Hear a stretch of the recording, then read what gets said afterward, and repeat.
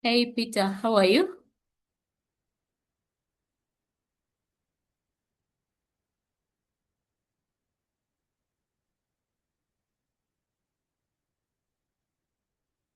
Peter, are you there?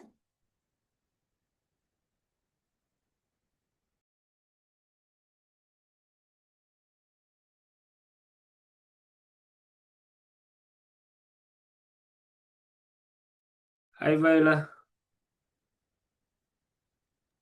Hi, how are you? I'm okay. How are you? I'm good. Okay. How's been your day? A little busy. Okay. Let's. Yeah. Are you comfortable with moderating? I'm busy. I'm doing something right now. Okay. Yeah. Let's wait for people to join. If there's no one, and then I'll volunteer a bit. But All right. I cannot recall much. That's the issue. It was the phases. It wasn't really much.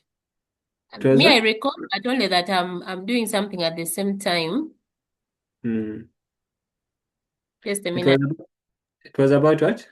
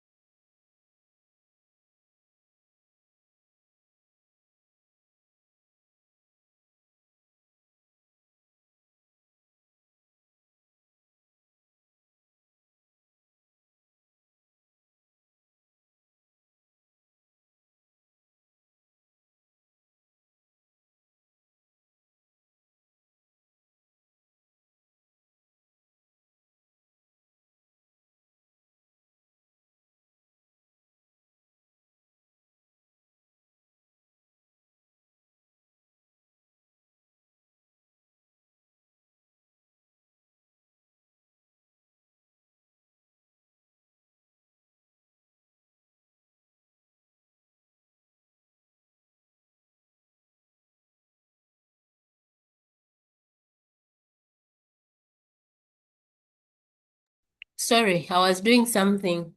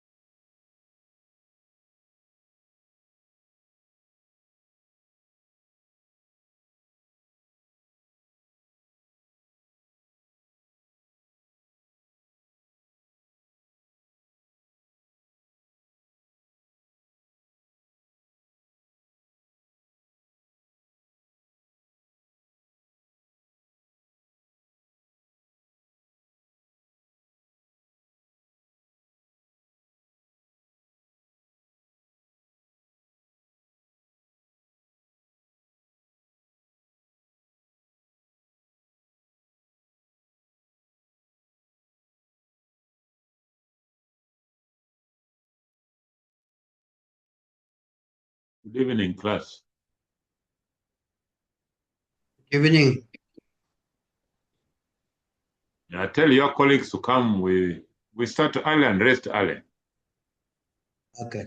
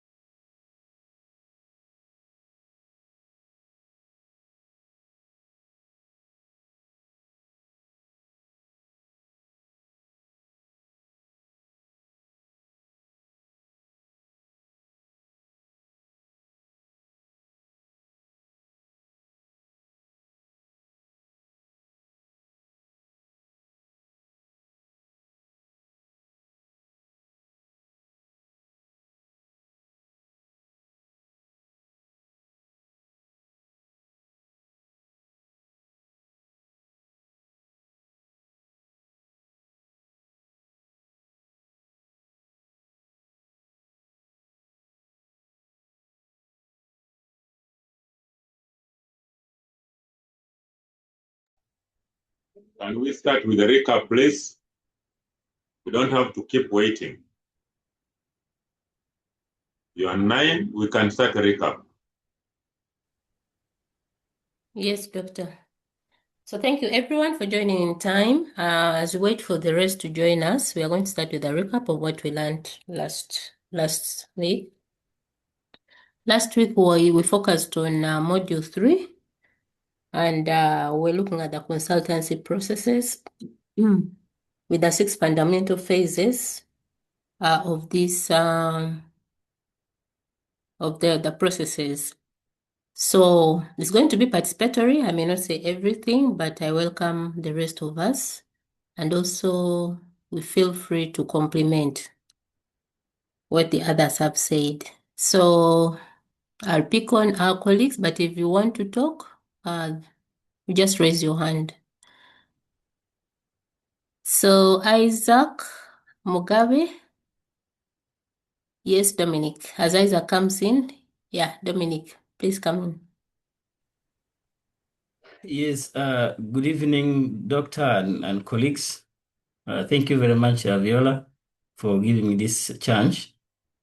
Last week, we talked about consultancy processes, and we look at 6 processes actually involved in consultancy. And we said a consultancy process, these are systematic processes being followed by a consultant to identify clients' needs, analyze problems, develop solutions, and implement recommendations, and finally evaluate results. This could be for an individual, could be for an organization. So I'm going to look at only one process because we are many, others will also contribute. So we look at entry or contracting phase. And we said, of course, this is a stage where the consultant get to know the client. This is a stage where relationship being established, basically to understand the client's needs. So there are quite a number of activities involved under this phase. Because we have initial contact with the client, the consultant get to know who the client is. And of course, he also understands the client's needs and expectations, maybe also clarifying some, problem, maybe assignment that is actually required. And determining, of course, the scope of work. Basically, of course, you need to understand as a consultant the limit of your work, what you are going to do and what you will not be doing. And of course, at this phase, you discuss timeliness. I mean, the timeline, of course, the schedule. Basically, you also look at the cost. What will be the cost of this consultant's work? And what are those possible deliverables, at the end? And of course, this is the point where you're going to sign a consultancy contract or what we call terms of reference. So the purpose of this is basically to have a very clear understanding between the consultant and the client, of course, regarding what will be done, how will it be done, and what will be the expected results. So there are outputs that we have under this phase. We have, of course, consultancy proposal that needs to be developed. We have terms of reference. We have consultancy contract that needs to be signed, and there must be a very clear work plan that will guide the consultant. So basically, this is the first phase that a consultant must actually undertake. Basically, this is a very, a foundation that you need to establish with the client. Thank you very much. I submit. Thank you, Dominic. Maybe just to add on to what you said, you gave us what consultancy process is, but also important to note is that it's a professional problem-solving process, and it requires some level of expertise, both either technical, client-oriented, collaborative. All those have to be taken into consideration. Yes, we are seeing hands up. Alfred? Yeah, good evening, class. Yeah, from last lectures, we're also able to learn about terms of reference. The terms of reference give guidance, especially on the time frames, like when to carry out the activities and when to end the activities, especially like to share the reportings when the reporting can be shared. Yeah, because it's very important because it enables that coordinations within a time frame. Yeah, because you find some of the consultants, sometimes it takes long for them now to give the final the final report of the consultants, giving out the recommendations now for the recommendation to be implemented. It will sometimes take long because the consultants were not able to come up with in the time that was being scheduled. Yeah, that's why terms of reference is much more important when conducting consultancy. Thank you. That's on it. Thank you, Alfred. We don't have hands up, but let's feel free to chip in.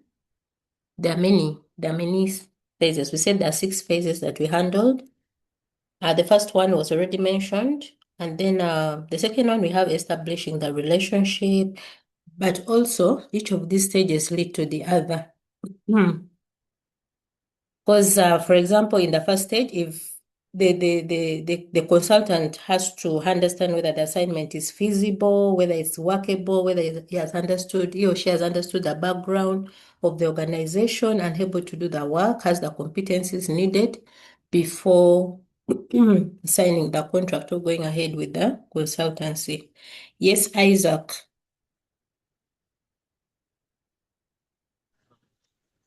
Yes, hello. Good evening, doctor and colleagues.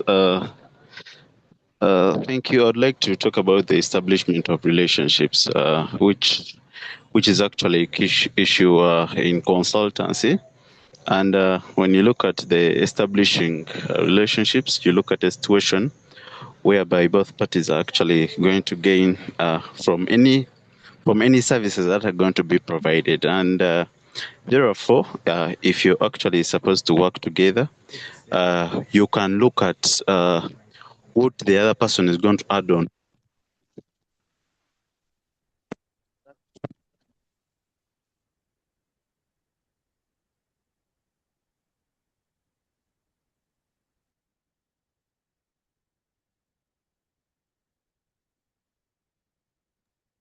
Isaac, we can't hear you. Sorry, my microphone was on.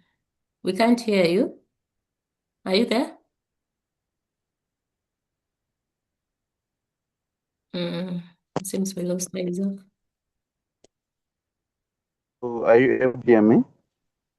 Yeah, we had lost you, so you're back. Go on. Oh, okay. Yeah, I was talking about the establishment of relationships and saying that it is actually a key thing in case you to benefit from each other, the person providing the consultancy services and also the one providing the benefits. So in such a case, if you establish relationships, that means that you have to understand what you look up to as the person receiving the service or as the other person on the other end. So that means that in any decisions that you have to make in that relationship, they should actually be able to benefit both parties. So that is part of what I can say about the establishment of relationships, though it is actually also very important that in case you are to communicate to each other, you should have something written such that at least there is proof that there was a communication between the two parties. And yeah, that's what I can contribute about the establishment of relationships. Yeah, thank you so much. Yes. John, members, I'll be picking on anyone. So John, Yureng, any submissions?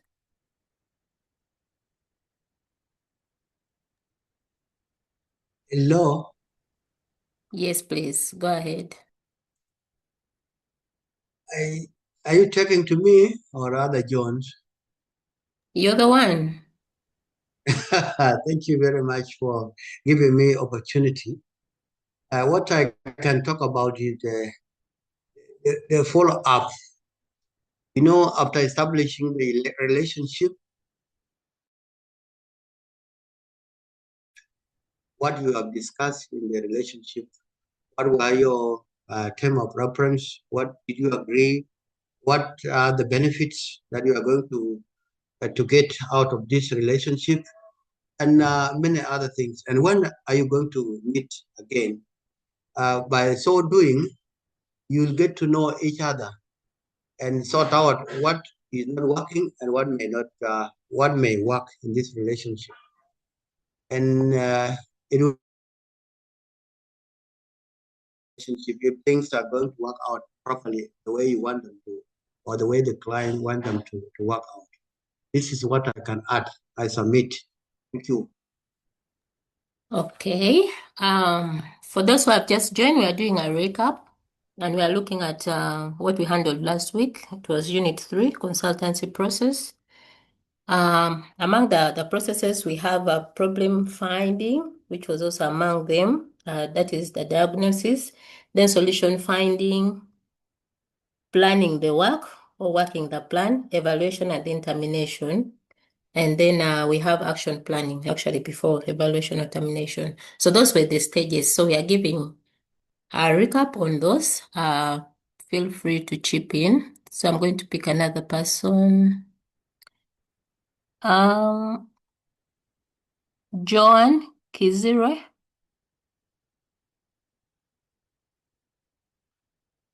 John, as you come in, let's have Mugaiga Benjamin. His hand is up. Over to Benjamin, then we'll have John.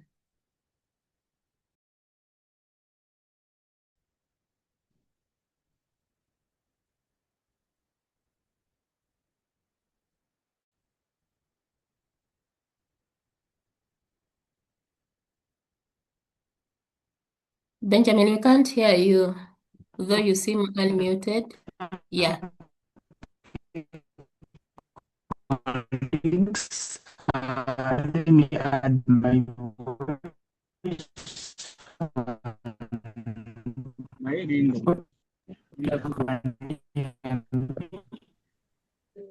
No, you're not clear. Oh, can you hear me? Yes, that's better. Hello. That's better. Please go on. You can't hear me. You're clear. You're clear. Go ahead and submit.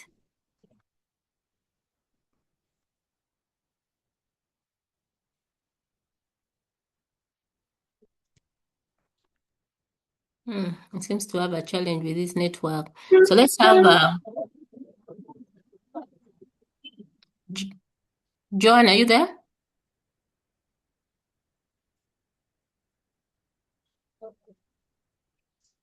Johan, and then we'll have Donzo.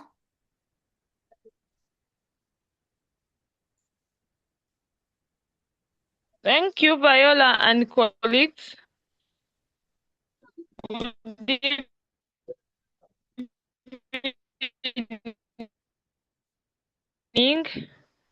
As per last week's lecture, what I can call to my mind, what I remember the lecturer discussing, here the consultant mainly focuses on a few things, whereby he has to look at the available resources, look at the client and the consultant's desired results. So you look into, you're almost doing like a root cause analysis to know what really caused this issue. So you get background information relative to what the organization has, how it started, what could really be the niche, and then you get to understand which rules govern confidentiality. And you get to know even the overall scope of this whole project. How will it run? Who are the people in charge of it? For you to get acquaintances of how you'll be able to work with them and you solve their recurring problems. Thank you. Back and over to you. Okay, thank you. Donzo, over to you. Dominic, I've seen your hand up. Let's have Donzo and then you come in. Thank you, Viola. So, like my colleague said last week on Unit 3, we also talk about the consultant defining the problems. And we mentioned the key questions that should be asked on that stage. We talk about what is the current situation. And then we also ask questions around what is the client needs. And then we identify the gap. So that at that stage, we make sure we identify the opportunity that we can fit in. And then after finding the problem, then we offer the solutions that that we can consider as the space for consultancy. So I think that's all I can add. Thank you. Thank you, Donzo. Just to add on to the problem finding, which you're explaining, there we need to we need to gather data for analysis stage. And we also have to go deeper into the problem because sometimes there are issues that either an organization is facing, but we need to get the root cause. We need to get deeper by using some of the data collection methods, interviews, surveys, just to get a deeper understanding of the root cause of the problem. So a diagnosis cannot be made without getting the problem. So we have to find a problem before getting the solution, and that will lead us to the next stage. I just wanted to add that. Thank you. Dominic, I'm seeing your hand still up. Want to say something?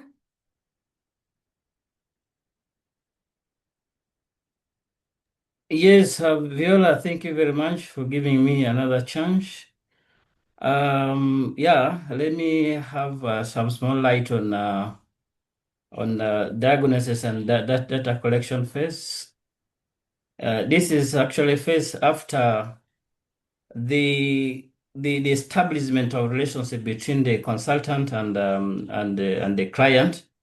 Of course, after having known what will be done, how will it be done, and what the result will be, like after signing the contract, after knowing the terms of reference, of course, and also after having come up with a plan, then there is a diagnosis and data collection phase that follows. This phase is basically to understand the problem in depth through systematic investigation. So it involves conducting interviews, administering things like questionnaires, reviewing documents, and perhaps reports. For example, if the consultant is perhaps evaluating the performance of an organization. Of course, the consultants must observe the organizational operations, how they do their work, basically by observing, and also holding focus group discussion, like understanding how the system works, and perhaps collecting quantitative and qualitative data to basically understand the situation. So the purpose here is basically to understand the root cause of the problem rather than, of course, looking at the symptoms alone. So the basic outputs here include baseline information, situation analysis, data collection findings, and also have problem diagnosis.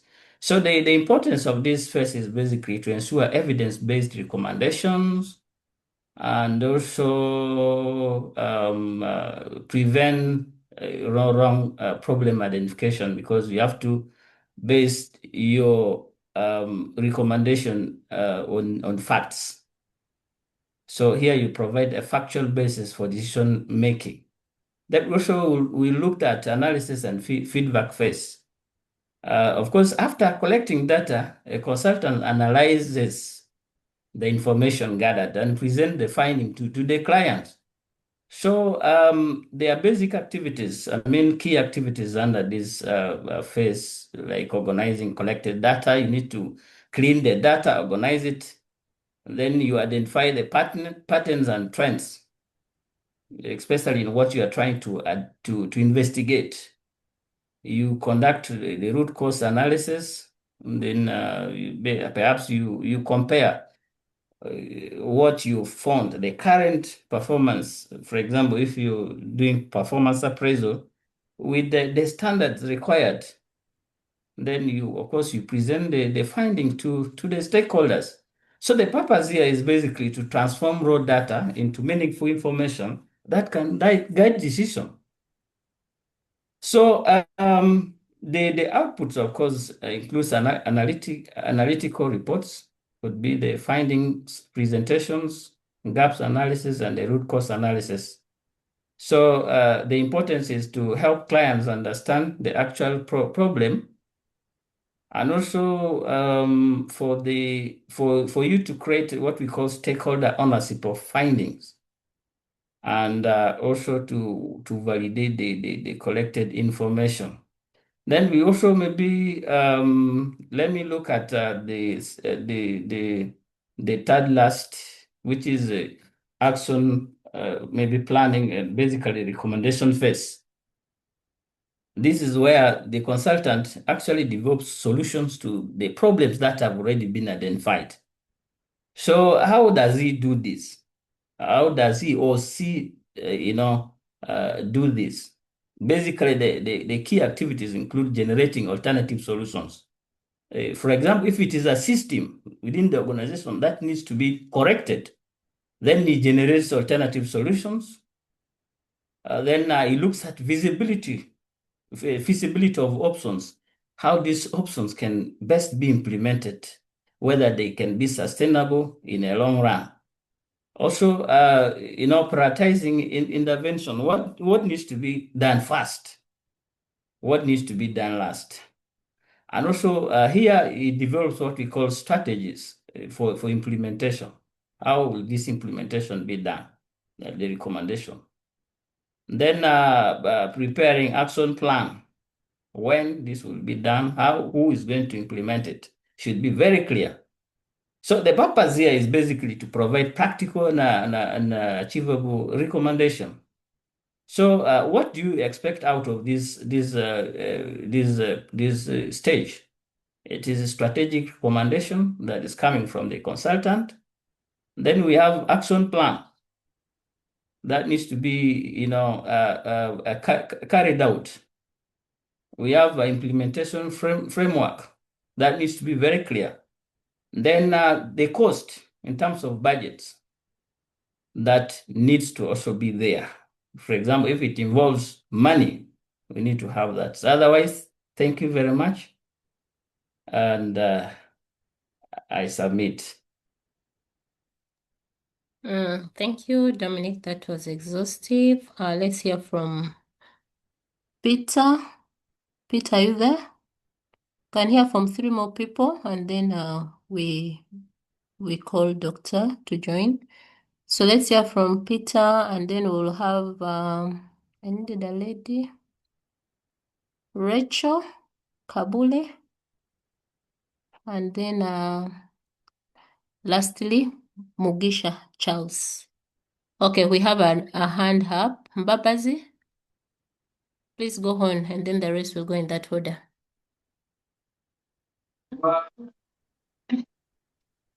You said Mbabazi?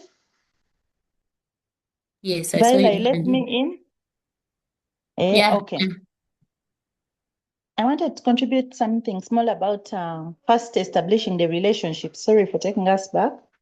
And then as we discussed that this is where the client and the consultant get to meet at the beginning, and they build a rapport. And this is basically the consultant is trying to understand what could be the desired outcomes of the project by the client. And therefore they discuss the situation in detail so that the consultant can guide or can figure out the direction on how to get the outcomes of the client. And then it is at that point where they also decide who is going to do what, the responsibilities of the different parties, that is the consultant and the client. And still during this relationship building, they also agree on the methodology that will be applied to carry on the project. At this point, a cost is also equally determined because this consultant is expected to be paid all the activities that require to be paid for. And therefore, these must be brought out on board clearly such that the two parties are on board. The client must appreciate that they can afford the cost for the consultant to engage in the activity. At this point, still timelines are set to know which activity should be completed at what time and who are the players in it. And likewise, here accountability is equally stated, as in when is the work expected to be completed, what are the actual deliverables at this point that would be expected. And then if I want to chip in a little on the planning, on the fifth stage, or the fifth phase, which is the planning the work or working the plan. That's how we regarded it in the previous class. Here it is still goes to now the parties sit down and they plan on on what exactly needs to be done, having understood the assignment. So they plan on what is expected to be done, when it should be done. For example, if there's going to be data collection, if there's going to be maybe reading of literature, who is providing it. If it is going to be data collection, they need to define where, which geographical areas are going to be picked, which methodologies are going to be applied to be able to do the activity, and then with which resources. If people need airtime, if need data, if people need maybe logistics, all this is in the planning, the work. And then working the plan is the actual implementation of the activities that have been planned in the work. I submit.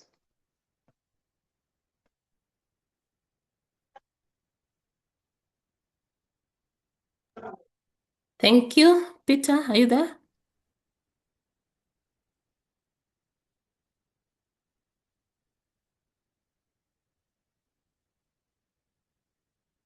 We had Peter and then Rachel, and then lastly, Charles Mugisha.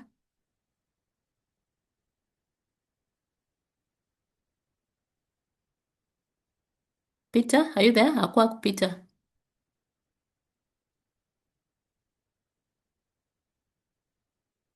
Oh, okay, let's have Rachel Pabule. My dear, I've just logged in, so I cannot tell what they have talked about. I'm just settling in. I'm going to be able We are doing to. a recap of what we studied last week. Yes, I'm just settling in, so I'm kind of disorganized. Okay. So let's have Charles. Charles, are you there?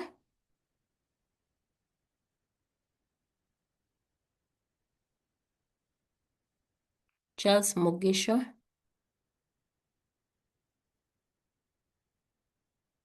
Or any other person who wants to submit. Feel free and chip in. Yes, hello. Yes. Good evening to all of us. There was a question. There was a question that was raised the other time during our last discussion about the different levels of consultancy. I also want to add in that yes, there may be levels, but we also wanted to talk about specializations. For example, a construction consultant may not be hired for a job that involves monitoring and evaluation. So that's one thing that I think we had left out to discuss. But again, to recap on the different levels of consultancy, we said, okay, we have entry levels, and then we have the expert level. Even in the advert itself, normally they put the number of years of experience that the consultant is required to have. For example, they can indicate 2 years. They can also indicate 4 years, 10 years, like that. So if you're someone who is just out of school, you're just a fresh graduate, and they're requiring a consultant who has 10 years, and then that's not for you. But there's some consultancies that specify that we want someone who's just out of school. Okay, so maybe you can go for that. But for expert level, someone who has worked in that field for quite a long time is required. So yeah, thank you. Thank you, Peter. I think we can summarize this. I think the last one which didn't come out clearly was evaluation and termination as the last stage or phase in the process. So in this phase, the client and the consultant, they all look at the relationship at this stage, but then they also look at the final deliverables from the consultant, get feedback on it, and then try to settle the contractual agreements. That's if the consultant has offered feedback in relation to the objectives, if it's in line with the objectives, for example. So this should be client-based and then also very practical, but also the feedback should be evidence-based. The whole thing for the consultant is to add value by helping the client to get the solution to the problems. So the consultant at this stage is not expected to provide a solution, but rather work together to help the client identify the solution. So that's what I also understood from the final stage, and they agree on the agreement. So thank you everyone who has participated. At this point, welcome Doctor to come in. Doctor, you're welcome. Thank you. Who has not contributed?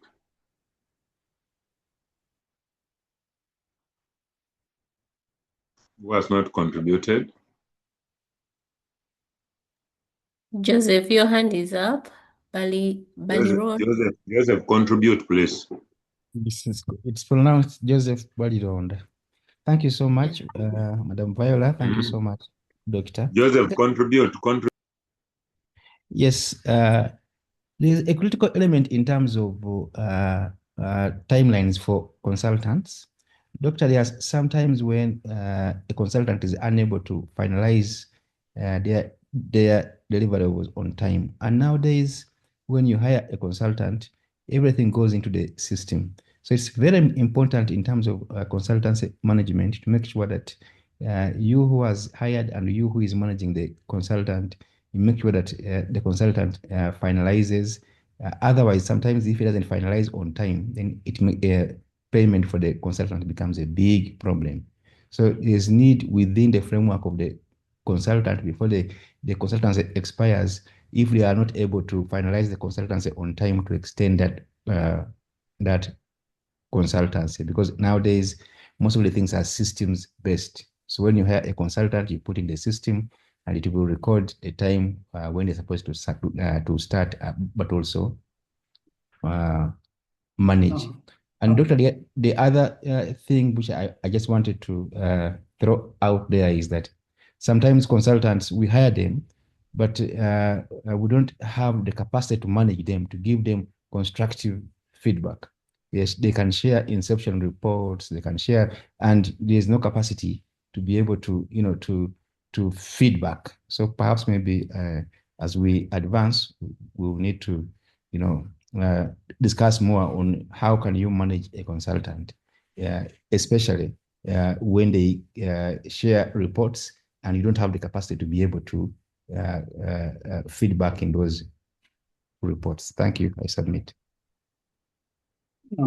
Doctor, can I make a comment? I'm in an area with the Go, limited please. network, Go on, but please. yes, consultancy is looked at. I want first to make comment on the planning stage. The planning stage should start by having understanding of the consultancy itself and the assignment details that are going to be made between the two parties. In some cases, like audit consultancy, there is a lot of responsibility which is presented to the institution to sign and accept that information and other related duties of the institution will be honored. And then the part of the consultant is also well spelled out, such that the obligations are well understood and discussed by both parties before the actual consultancy information gathering starts.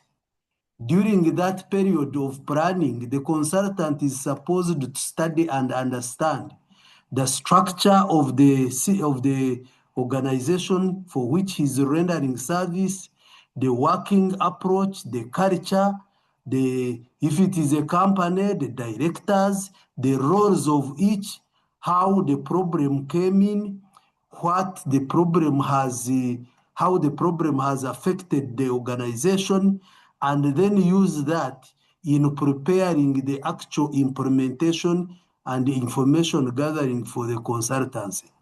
This helps the consultant understand, and it is an engagement between the two parties before starting the information gathering.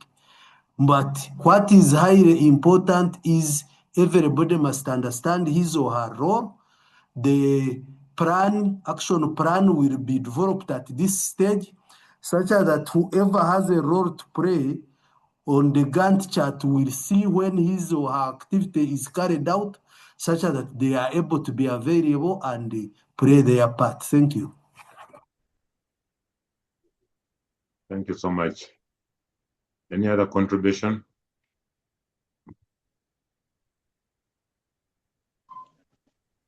Any other contribution, colleagues?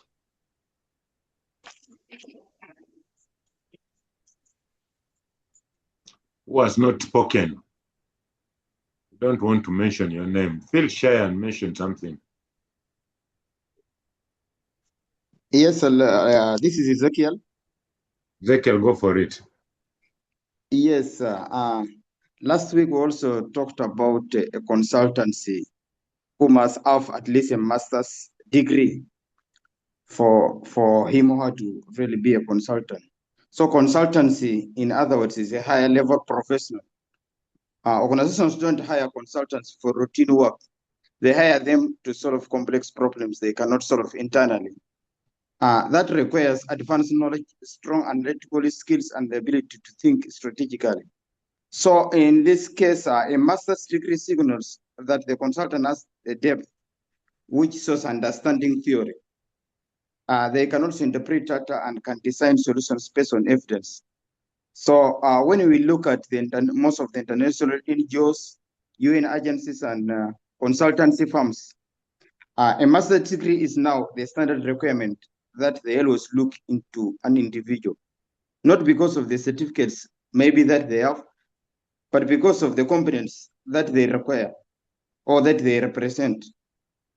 So consultants demand depth, and a master's degree is one of the clearest indicators that the consultant is ready to operate at this level. So this is also what I can remember that we have talked about last week. Thank you. Thank you so much. Is there any other person who wants to make another contribution before we go to our unit number 4?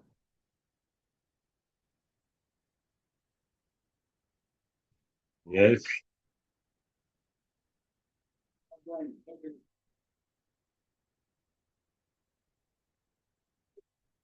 Any other person with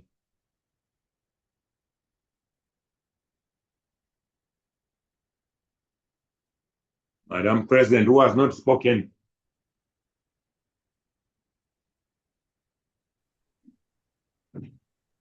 Doctor, they know themselves.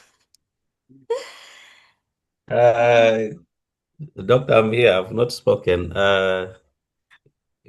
Alomo, you may excuse me if I may be repeating what others have already spoken. And what I remember very well from Unit 3 of consultancy is when Dr. took us through on the 6 fundamental phases of the consulting process, which of course the first phase is making contact. Some consultancy works, it depends on the relationship between the consultant and the hiring company. And this is mostly like if you've been actually one of their persons, of course, that engagement that you needed to know about the company, what they do, and what is actually like generally the scope of the work. And the doctor again did mention that sometimes establishing or maintaining the relationship is okay. I guess someone talked of the rapport, how you build it up with the consulting firm. This is one of the processes and the phases. And also, as a consultant, there's what we call the problem finding. In doctor's medical field, he mentioned that it is the diagnosis. You need to diagnose the problem. Of course, this is when you know what you're going to do, and you'll be able now to develop the data collection tools. You gather the data, and of course, as you make the analysis, it takes you now to the social identify the problem. And of course, fourth stage of the solution finding, this is where now you start to come up with the work plan. You plan on how you're going to do the evaluation and everything. And the last phase is, of course, the evaluation, or in that case, what we call determination, when the client or the consultant look back over the project and, of course, may decide to move on or end the relationship in case, of course, other negotiations. So terms are not well agreed upon. Thank you. I submit. Thank you, Right. Isaac. Thank you so much. Thank you. Any other person who wants to say something? Okay, maybe I could add on something on identifying a problem. What I learned in our last lecture, there is need to identify the in-depth challenge that we are having, that is needing us to hire a consultant. We should know our background, what is our current stage, and then what is the desired stage where we want to be, and then also outweigh if we really need to do the consultancy or not. And then amidst this contract, remember when we were establishing the relationship with our consultant, we drafted something like a terms of reference, and these are very key during process for payment. At least these are followed. They want to see what were the agreed terms of payment versus what the consultant has delivered. At least I'm privileged as able to follow up on a payment of a consultant, and at least I try to see some of the things Doctor has been talking about here. And I think I do submit as we continue, as we study more. Thank you. Over to you, Doctor. Right. Thank you so much. Colleagues, I think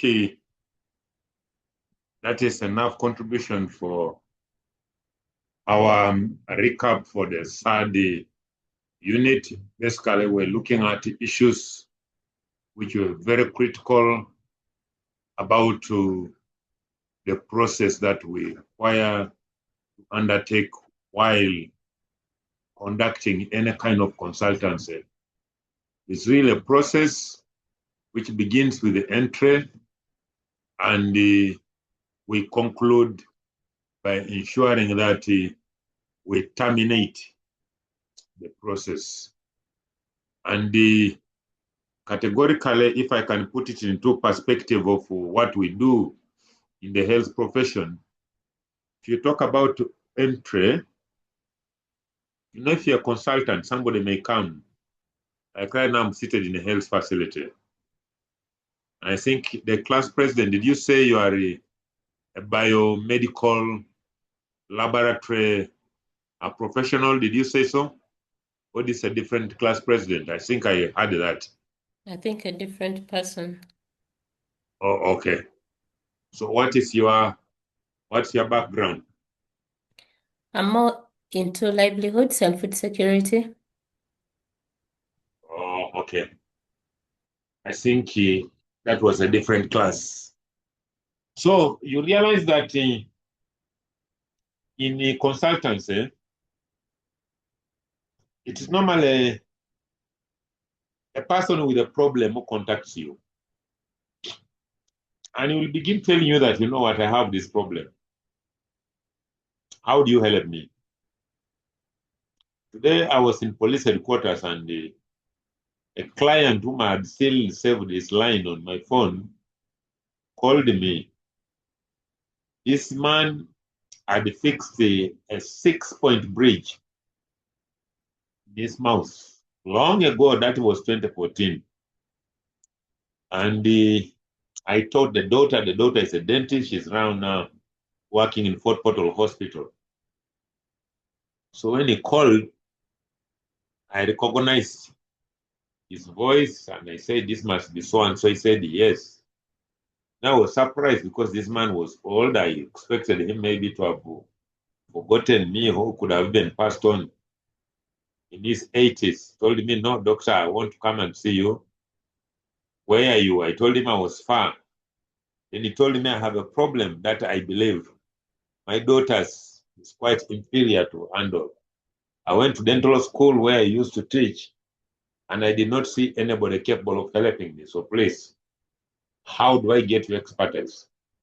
I told him I was still in police headquarters, but I would only be at my private place of work, maybe because of him, by 3 o'clock.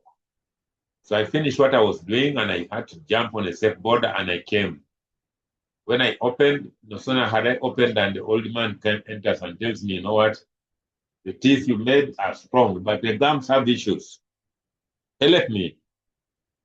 So what do? I tell him, enter the surgery, and I start basically diagnosing the problem. Then I told him, yes, you have a condition called adult periodontitis. That's the inflammation of the gums around the tooth. No? So now he told me, now what do we do? I told him, now we require to clean your teeth, but let's first control the infection. I'm going to give you some medication. Then you'll come back after 1 week. But I want you to remember that you also have other teeth with issues. He appreciated. He told me, I hope these drugs are not expensive. I discharged him. Basically, that is a process that I undertook as a consultant. I did these exams in 2000, and that was 2019, when I did a master's in the M&E in the same university. And when they were asking me to describe a consultancy process, I wrote a medical process. And Professor Basheka told me, this guy knows how to turn things in his own way. Just a story, and that was a consultancy. From the time when the patient comes in, you examine the patient, you diagnose the patient, you make the treatment plan, you treat the patient, you discharge the patient. And that's what consultants is all about. So you have to put it in your own language and in whatever you do as a consultant. So we ended that and we said it is a process. Consultants is a process. And you mishandle your clients, they will not come back and they will never recommend any other person. So colleagues, this is key and it's very important. We are consultants at our own levels. And what I must tell you is, if you are a consultant and you are known as such, and you are not able to do what is required, then you know you are going to have issues. Today, when I was leaving, I had to have a stopover in my first clinic. I entered there, then from there, I moved downtown, and I meet another lady and tell her, oh, is this Dr. Tuke? I said, yes. I left police 12 years ago, but my daughters, you know, one is now a lawyer, another one is a pharmacist, another one is a medical doctor. But I only remember one dental technologist, a specialist. It is you in the police. How do I make an appointment with you? Just bumping on me like that. I told her, Madam, you need to come. No, tell me how much your braces. I told her, no, you need to come. I'm not selling tomatoes because I need to look at the girl. After looking at her, I should be able to determine the kind of treatment. That is consultancy. But some of us are normally very quick to talk in terms of money. Give me so much, I can work on you. Of course, I've lost a number of patients. Today, I met another client. This young man, I worked with the father in some company where I was a global presenter. And in 2010, I was awarded a brand new Prado. And his father got the car. So I was told his father is now a blind man. So they had gone to a dentist and had a 6-point bridge, which later on broke. So the uncle tells them not to go back to the dentist, but would get back to them. So the uncle goes to my wife, she's a clinician, and asks, where is Mr.? Where does he sit? I know he's a policeman. Said, no, that man has another clinic somewhere. But most of the time he's teaching. So for you to get an appointment, you need to call him or text him. So he makes an appointment with me. They bring the young man, and I started examining him. I do the diagnosis and told them the young man needed a 6-point bridge. And since I knew the father and I knew the mother, I wanted only 6 million shillings. So they paid that money to me, but don't come for it. They paid for me that money, and I was happy. I was so broke. I went to police headquarters. I thought I was going to get my salary. I never got salary for April and May. They told me I should get it on Friday next week. I have a construction going on somewhere, and I thought I needed that money. But when this young man tells me that, doctor, a job well done. However, when you fix this, I felt something somewhere. Maybe you would help me and check. When I examined, I realized there was a simple part to be ground side that you would bite his teeth well. So colleagues, talking about the process of consultancy, I want you to imagine that somebody has come to you for help. That process that you undergo, so long as you're a consultant, is a technical one, and it's what we call the consultancy process. From the time somebody seeks for your opinion, up the time when you are able to discard or discharge this person, or be able to tell him or her that, you know what, this is it. So colleagues, this is very important. So today we are going to look at unit number 4. And unit number 4, basically we're looking at some common models used by consultants. So there are quite a number of them. So when you talk about a model, we're being told that a model is a management consultancy, which is a structured framework. It could be a concept, could be a framework, could be a tool, which is used to analyze situations and sometimes even solve problems or make decisions or even improve organizational performance. So colleagues, models simply do a lot to simplify business realities so that consultants and managers can understand issues clearly and maybe develop practical solutions. For example, colleagues, a consultant may use a model to analyze what I would call a competition. Yes. But a consultant could also assess organizational performance, but they can also plan a strategy, improve leadership, manage change, evaluate risks, and so on and so forth. This is key and very important. Colleagues, looking at what I would call, the common consultancy models, there are quite a number of them. And we ought to look at some of them because I may not be able to, cover all of them. But we have quite a number that we ought to understand. For instance, we're talking about the Kubler-Ross model. When you talk about the Kubler-Ross model, it is one of those models that is used by consultants. Kubler-Ross model is one of the models which is used by consultants. And what is it used for?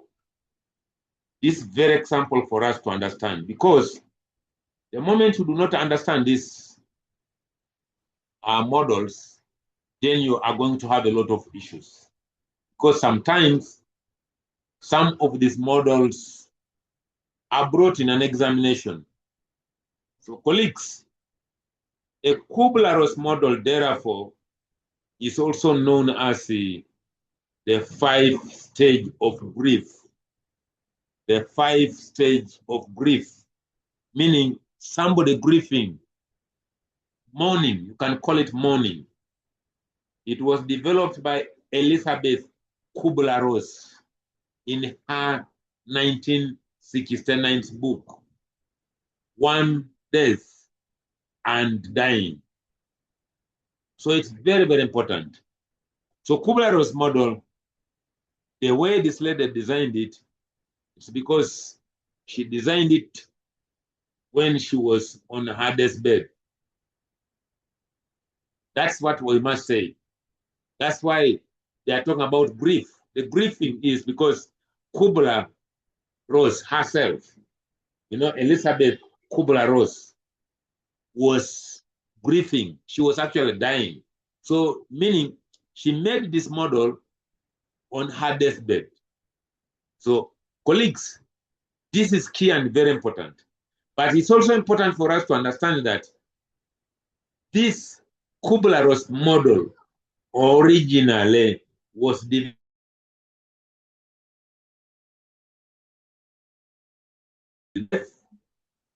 Yes, then the model is now widely used in management. It's also used in leadership. It's also used in organizational change. It's also used in counseling and also in health care to understand the people's reaction to significant changes. Colleagues, this is very key and very, very important.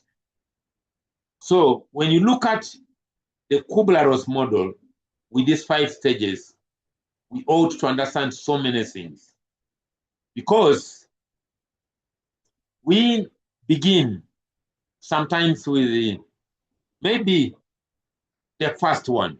When you look at this Kubler-Ross model, you are going to look at what I would have called denial. We begin with the denial. That's the first stage. Denial, where people initially struggle to accept the reality of change. Nobody will tell you that they have a problem. others will pretend. But they are normally typical reactions. Yes? Because this cannot be happening. That's what people would be talking about. There must be some mistake somewhere. They normally ignore or minimize the change. For example, a hospital announces the introduction of a new electronic medical record system. Some staff will continue using paper records because they believe the change will not last.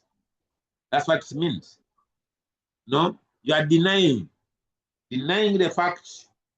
And if you are denying this fact, then you know you are going to have a lot of issues. So this is key and very important. But the second phase is normally what I would call the hunger phase. Yes, we're going upward, the anger phase. And within the anger phase, you know, normally we talk about as reality sets in, you know, frustrations and resistance may emerge. Yes, reality is now setting in. I think we used to see that with the people developing issues like HIV and AIDS. I used to have an uncle who was the one following my mother. The guy contracted the virus and he was denying. Time came when he never wanted anybody to know that he had contracted the disease. But of course, eventually, he had to come into reality. Yes. But of course, with a lot of frustrations, and then also resisting in one way or the other. So colleagues, when you are talking about hunger and somebody is developing a lot of frustrations, sometimes they develop what we call, you know, blaming others. So you have to ensure that the blame management is included. Complaining about change, people will always complain. Why this, why that? You see? Increased conflict and dissatisfaction will always be there. For example, colleagues, the healthcare workers express frustration that the new system increases their workload and complain that management did not consult them adequately. That's what happens. So colleagues, the third one becomes now, maybe we shall talk later, like after an hour. So now when you talk about the bargaining becomes the third one. Individuals attempt to negotiate or delay the impact of the change. Yes, bargaining. Yeah, individuals attempt to negotiate or delay the impact of change. So the typical reactions could be seeking exceptions, proposing alternatives, trying to maintain part of the old system. For example, the staff requests that both electronic and paper records be used simultaneously for an extended period. So it becomes a problem because people will want to bargain. At least help us. Let's do this, let's do that, let's do this, let's try, you try to bargain. That is now before you go into, acceptance. You now accept that, no, I think this virus has caught up with me. There is nothing else I can do. Yes, there is nothing I can do. You just accept that there is nothing I can do. But before you accept, people normally go into depression. No? You first go into depression, then you accept. Depression, people recognize the full implication of the change and may experience what we call discouragement or reduced motivation. So normally the typical reactions would be low morale, anxiety, reduced productivity. For instance, some employees feel overwhelmed by learning, that learning kind of curve associated with the new system, and they begin to react in a doubting manner. So they will develop doubting their ability to adapt. Then eventually they will accept. And acceptance, basically, individuals begin to adjust and embrace the new reality. They do that by learning new skills, increased confidence, improved performance. Colleagues, for example, they will be looking at issues to do with the after training and support. Yes, staff become comfortable using the electronic system and they appreciate the efficiency. This is key and very, very important. So that's how the curve goes, colleagues.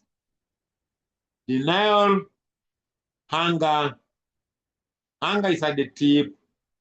You come down, again, go down, depression, then eventually you accept. That is what happens with many of us in reality. Colleagues, this is very key and very, very important. So the Kubler-Ross model is one of those models that we can always talk about. It is a very, very important model that we ought to discuss about. Colleagues, let's look at the McKinsey model. McKinsey 7S model is also very important because it is one of those models that was developed, and we believe it also has those 7 C's. So the McKinsey 7S framework or model is a management model that was developed by consultants at what we call McKinsey.com in the early 1980s. Today I met a policeman who joined police in 1980 and told me, "Doctor, I worked with you, but you're still looking young." Then I told him, "I remember I worked with you between 1991 to 1995 when I was taken to guard the president for those 5 years. You are still around. I expected you to have gone." He said, "Doctor, I'm still around. I'm now 71. But the man looked so weak. So this is what I must tell you. Things happen so long as you do not plan and plan well. So following up for his benefits, retired at the level of a sergeant. And when I saw the man was really trying to look for, and he looks weak. So now this man here, will he survive the steps when it's going down? Colleagues, this is something we ought to understand. So the McKinsey 7S model was developed by Tom Peters and then a man called Robert Watsman and their colleague, whom we say is the one who helped the organization to assess whether their internal elements are aligned and working efficiently and effectively together. The model argues that organizations succeed through using alignment of 7 interdependent elements known as the 7S. I will mention this again. The McKinsey 7S model believes that the organization succeeds or success depending on what we would call alignment of the 7 interdependent elements, which are also known as the 7S. So the 7S colleagues could be consisting of hard elements which are normally easier to identify and manage. That's what we call the strategy. Yes, the organization's plan for achieving its goals and gaining a competitive advantage. Strategy. Yes, the word strategy is very, very important because it's a Latin word coming from the word strategia. And strategia may mean a plan, a means, a way, a method of achieving the organization's objectives. So strategy, therefore, is very important. It's a meter word. And basically, it tells us that organization plan for achieving its goals and gaining a competitive advantage. Questions normally that organizations ask are that, what are the organization's long-term objectives? How will it achieve them? This is very important. For example, a hospital strategy may be to become the leading provider of specialized health care services in Uganda. That's key and very important. So strategy is very important. What are we here for? And how shall we achieve it? Very important. Now, I'm in a mall which is a little chaotic. Yesterday, I saw things which I could not believe.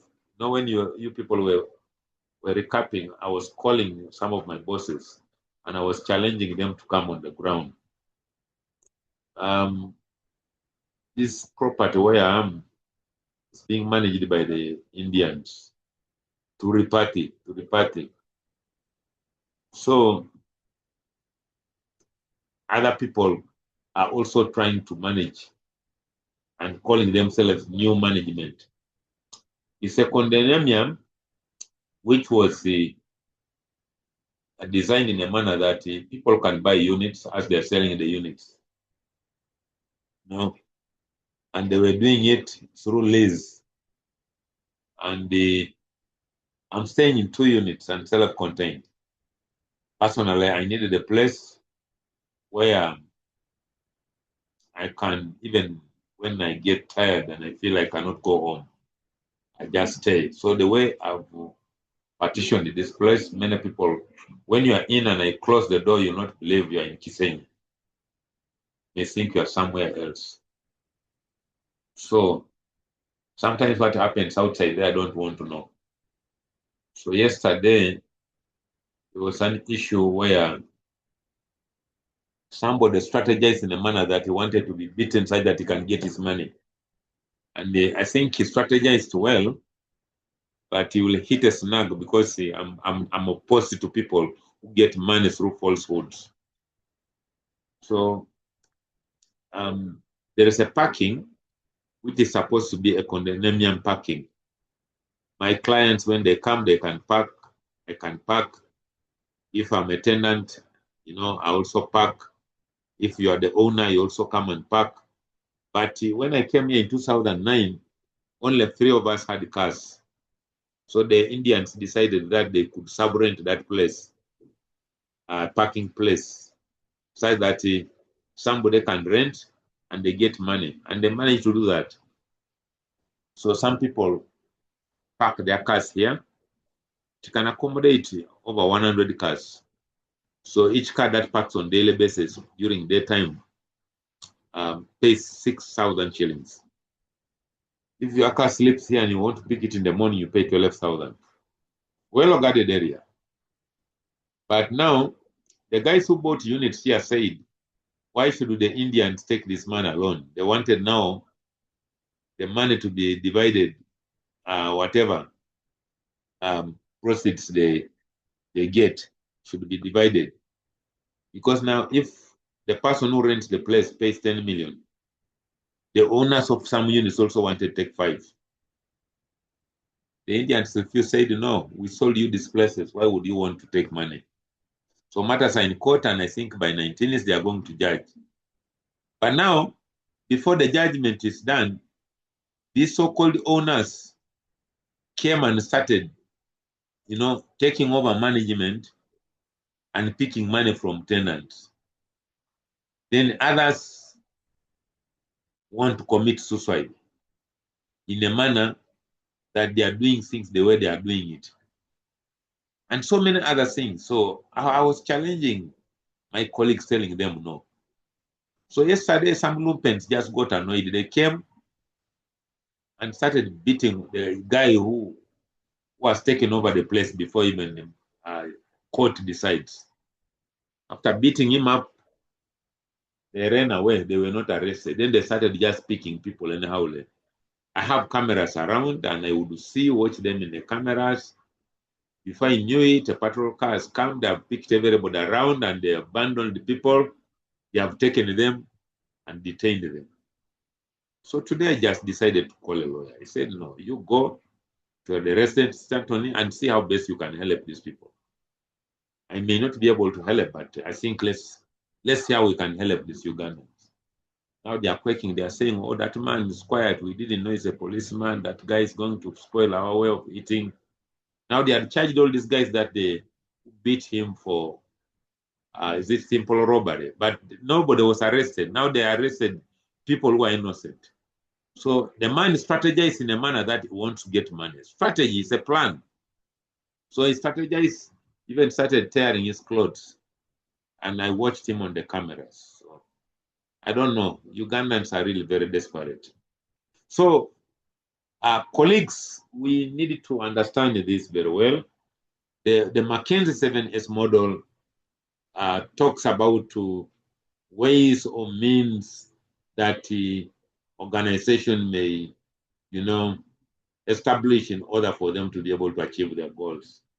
So strategy is one of them, because you plan with the questions of what and how.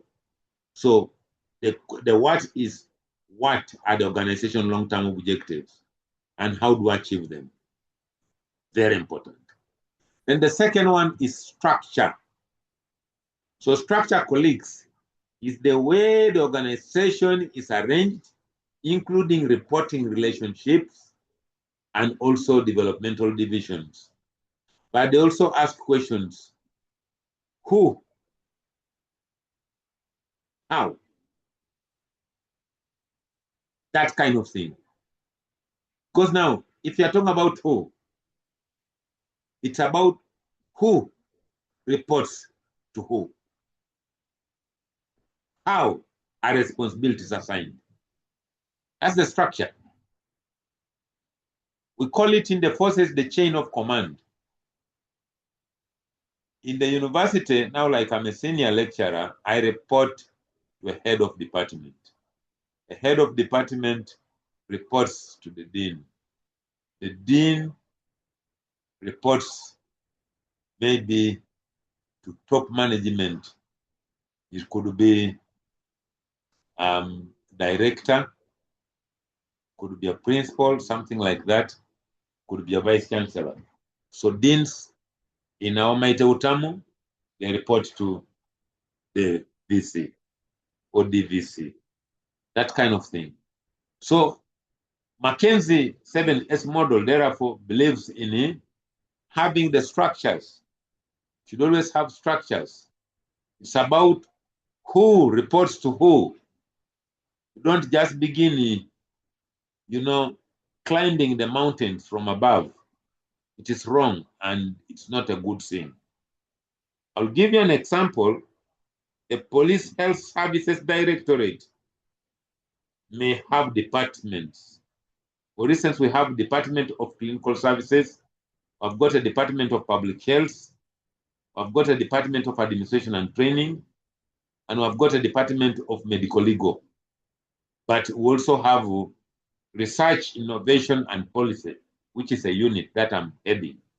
And that's why I'm on the payroll of the Uganda Police Force, because I'm in charge of Research, Innovation and Policy unit. So colleagues, the third one, apart from system, is apart from the structure, is the system. Colleagues, the systems, basically these are procedures or processes and routines used to run the organization.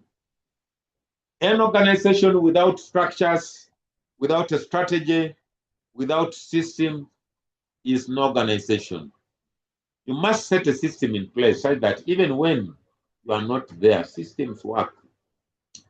That's what you ought to understand. For example, patients record system. Have that patients record system. Sometimes I treat patients here and they take long to come back and they want to cheat me. Today, this old man who came from Nabingo,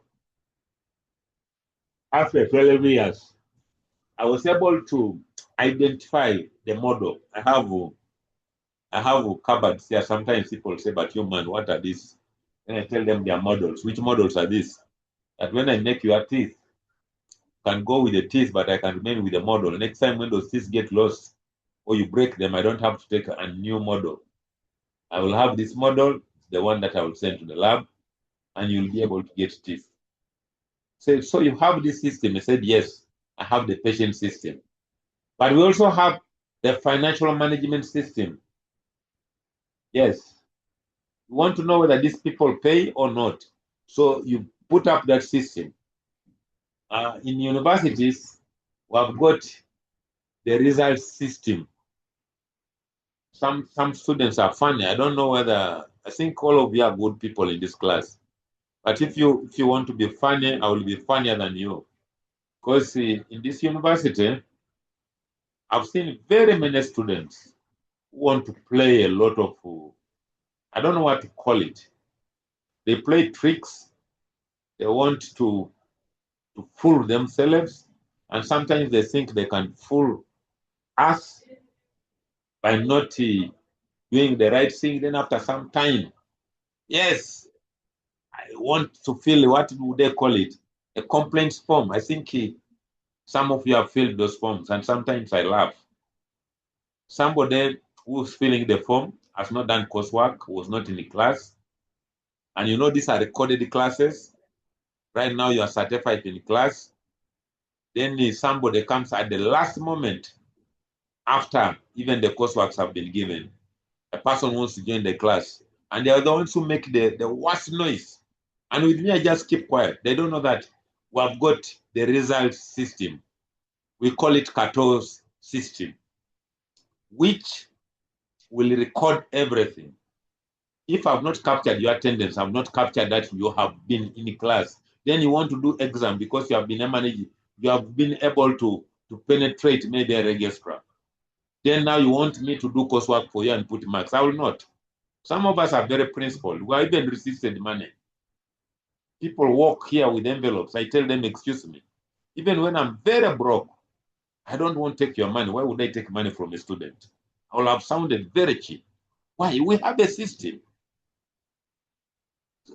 We have started doing coursework and this submission is on. If the system is that you should present or submit your marks through a platform, why are you sending work through my private email? Why? It becomes an issue. So time came when some students, they would send work to some individuals, maybe registrars, then they print, say, doctor, this student here, you're never marked because the student has given him or her some money and sent the email the results by email. And now it is printed, then they want you to mark. Say, no, I'm not marking the script. Say, why? This student was not even in my class. How did you know? I have a class president, and I've told the class president to avail me with a record. But even then, these students participate. When they are participating, we get to know them. So that's the system. It's recorded. It's on the platform. So when we tell you You must submit your work by the platform. Do it. It's a system. So colleagues, this is very key and very important. So the moment you have a system put in place, then you know even when you're not there, things will work out. So Mackenzie, with his 7S model, knows that systems should be put in place. And systems are procedures, they are processes and routines that are used to run the organization. For example, you could also have the staff appraisal system. You want to know who has what paper, who needs to be promoted, who attends, who does not. You must have that system. Yes. Procurement procedures. There must be a procurement procedure. All of these are systems that institutions must have. When you do not have systems, then you know the organization can break anytime because you have no system or you have weak systems. Colleagues, the other one is about what you would call, shared values. Shared values. And shared values are normally the core benefits or the culture and the guiding principles of the organization. For example, integrity, professionalism, accountability, service delivery. Those are your shared values in the organization. I one time went and studied in a university called Islamic University in Uganda. I did 2 degrees in that university. I did a bachelor's degree in public administration, in measuring human resource management for 3 years. Then I went ahead and did another degree, a master's in public administration, measuring human resource management for 2 years. So for 5 years I was in that university. At the 5 years I was in that university, I was the overall best student every quarter because they were studying in quarters. With you people here, you are having a trimester. No student beat me in that university. No student. I repeat, nobody beat me. And each time I'm a student, I would want and fight so much to become a class president, representative. Why? Because I would want to be responsible and I wanted to be active so that I can understand every lecturer. I understood even their weaknesses, their strengths, even whoever could not come to school, come to teach, I would take a note. And I was a very serious one. And some of you guys have very, very, very, very lazy class representatives. But Viola is exceptional. She's a good one. But sometimes I really feel bad. You go to a class, there is a class, is it risk management? I only taught once. There are no students. I don't know where these students have gone. You begin wondering why people paid their money. But I was a very strict guy, even on lecturers, because it was physical. There was nothing like online. Online came yesterday after COVID-19. Although UTAM was having it even before COVID-19 came in, because they were using a blended model. But let me tell you what I went through that I've not forgiven some people up to tomorrow. I'm a Christian. You go to a university called Islamic University in Uganda. Those people tell you their main aim of setting up the university was not only for academics, but to promote the values of Islam. So when a quarter would end, I was in Kampala campus, there would always be recognition of the students, but I was kept aside. I would be kept out, even when I was the overall best student every quarter, because I was not a Muslim. So I was told, unless you convert, you will not get an accolade. Unless you do this, I kept on suffering like that. So time came when I finished the first degree, still I was the overall best student. I went for the second degree, and I realized there were some lecturers who were very lousy. So one of them became it was a director, I think a director of what? Director of research, something. But I've been a student since 1996. Every year I'm a student. Even now I'm a student. I'm pursuing 3 different master's programs in different universities. And somebody can ask me what I'm looking for. I'm looking for nothing, and I'm not competing with anyone. I'm just competing with myself. Why? Because I feel I'm being unemployed. I'm not where I am. I feel there is something missing. I don't know what the government can do to fit me in where I want to be. But I think I'll die when I'm not satisfied. But that's not important. Let me tell you what I went through.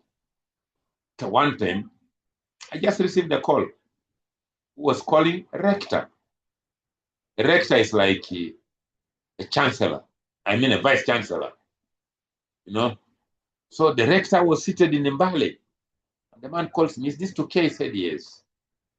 Are you the class president? I said, yes. Which program? I said, I'm doing a master's of public administration. Who is your dean? Dr. Menya Mohammed, yes. How is he? He said, he's a very nice man.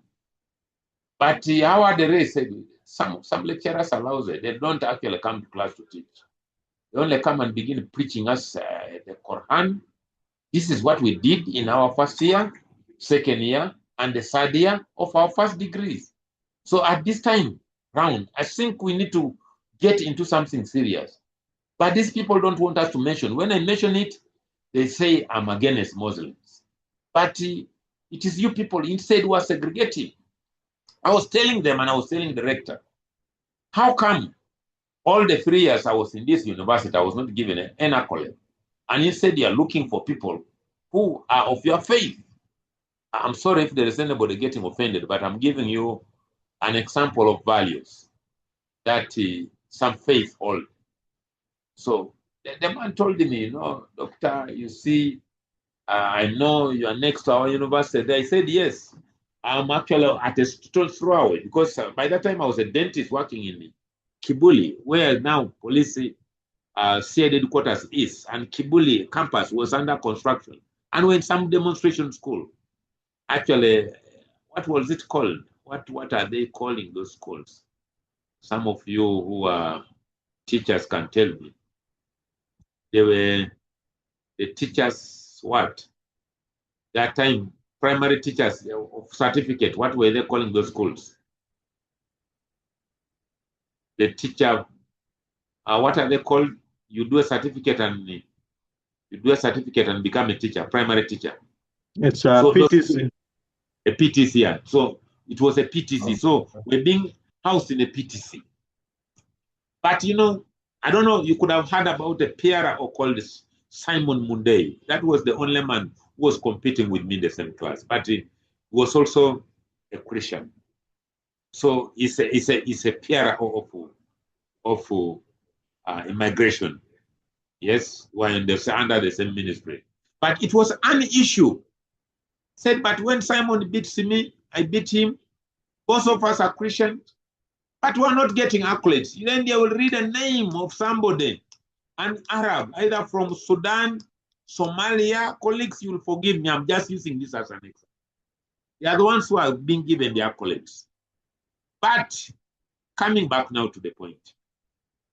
When did this gentleman was asking me, the rector, he said, but we hear you have issues. Said, no, I'm just challenging these fellows, and I'm a challenging fellow.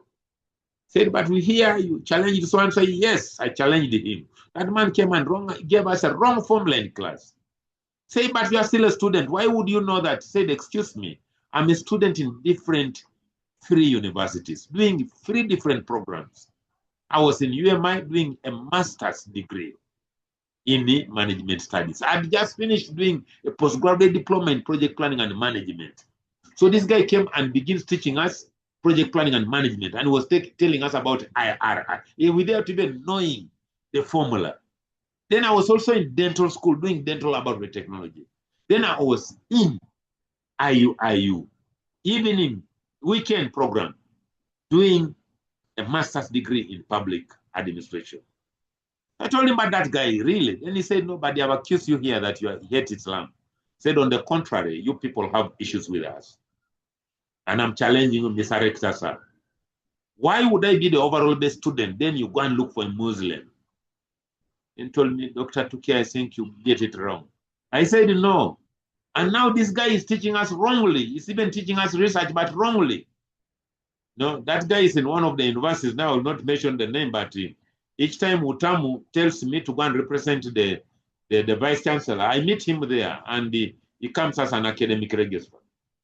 But we have met in several platforms, and I keep telling him, but you guys, you are still holding this on your heart. You used to hate me. You never expected me to be anywhere. Now I have 2 PhDs. And I would remind him, tell him, please, this business of hating a student is not good. Now, here we meet, that kind of thing. So they started now downplaying by telling me that, you know, we have our core values. And what hurt me, the day when I was graduating with my bachelor's degree in public administration, I brought my mother from the village to make that noise. That one. There is a campus here, the female campus, you know, IU female campus. We're the first people to graduate from there. Then they read a name of another Arab with 10 names. I was left behind. They asked, say, this guy is called who? Okwadi J, M to K. What is J for? Is it Islamic? That no, it's Joseph. Then what is M for? Is it Islamic? Said no, it's Michael. Then said, don't withdraw that accolade. Look for, even if it's the first best, so long as it's a Muslim, give him the accolade. I lost it like that. I cried for the first time. Second time in Mbale, they told me, prepare. This time round, there is nothing like segregation. We shall give it to you. Oh, last minute, I was called, and they told me I'm not going to get the accolade. Said, why? They started telling me the university is formulated under certain values. Therefore, these accolades are not meant for you. They are meant to promote the religion of Islam. Unless you are ready to change now, we are not going to give you the accolade. So, colleagues, issues of shared values are issues which are very critical. They are issues that specific beliefs organizations share in order to promote their own interests. That's what I wanted to come up with, so that we get to understand. So shared values are considered the central element because they influence all others. So they wanted to influence me also to become a Muslim. I told them no. Although I'm a Muslim by default, my father rejected it, and he took me back to the Catholic Church, and I was baptized. Otherwise, I really wanted to be a Muslim. So colleagues, these are key issues that you ought to understand, that organizations have got values they share. So Muslims have got their own beliefs. And I was told as the day when I got to know that here it's not about academia. The university was brought here to promote the culture and the religion of Islam. That's why now it was registered, you know, it was the first private university and the second university to Makerere University. When they brought it, I think earlier during Obote time, they wanted to call it Islamic University of Uganda. That's what Obote wanted to call it. Obote was one of the presidents who I've had before, other presidents came in. So when Yoweri Kaguta Museveni came into power, His Excellency, the current president, he said, if you want to establish a university here, why not? We can even establish it under OIC.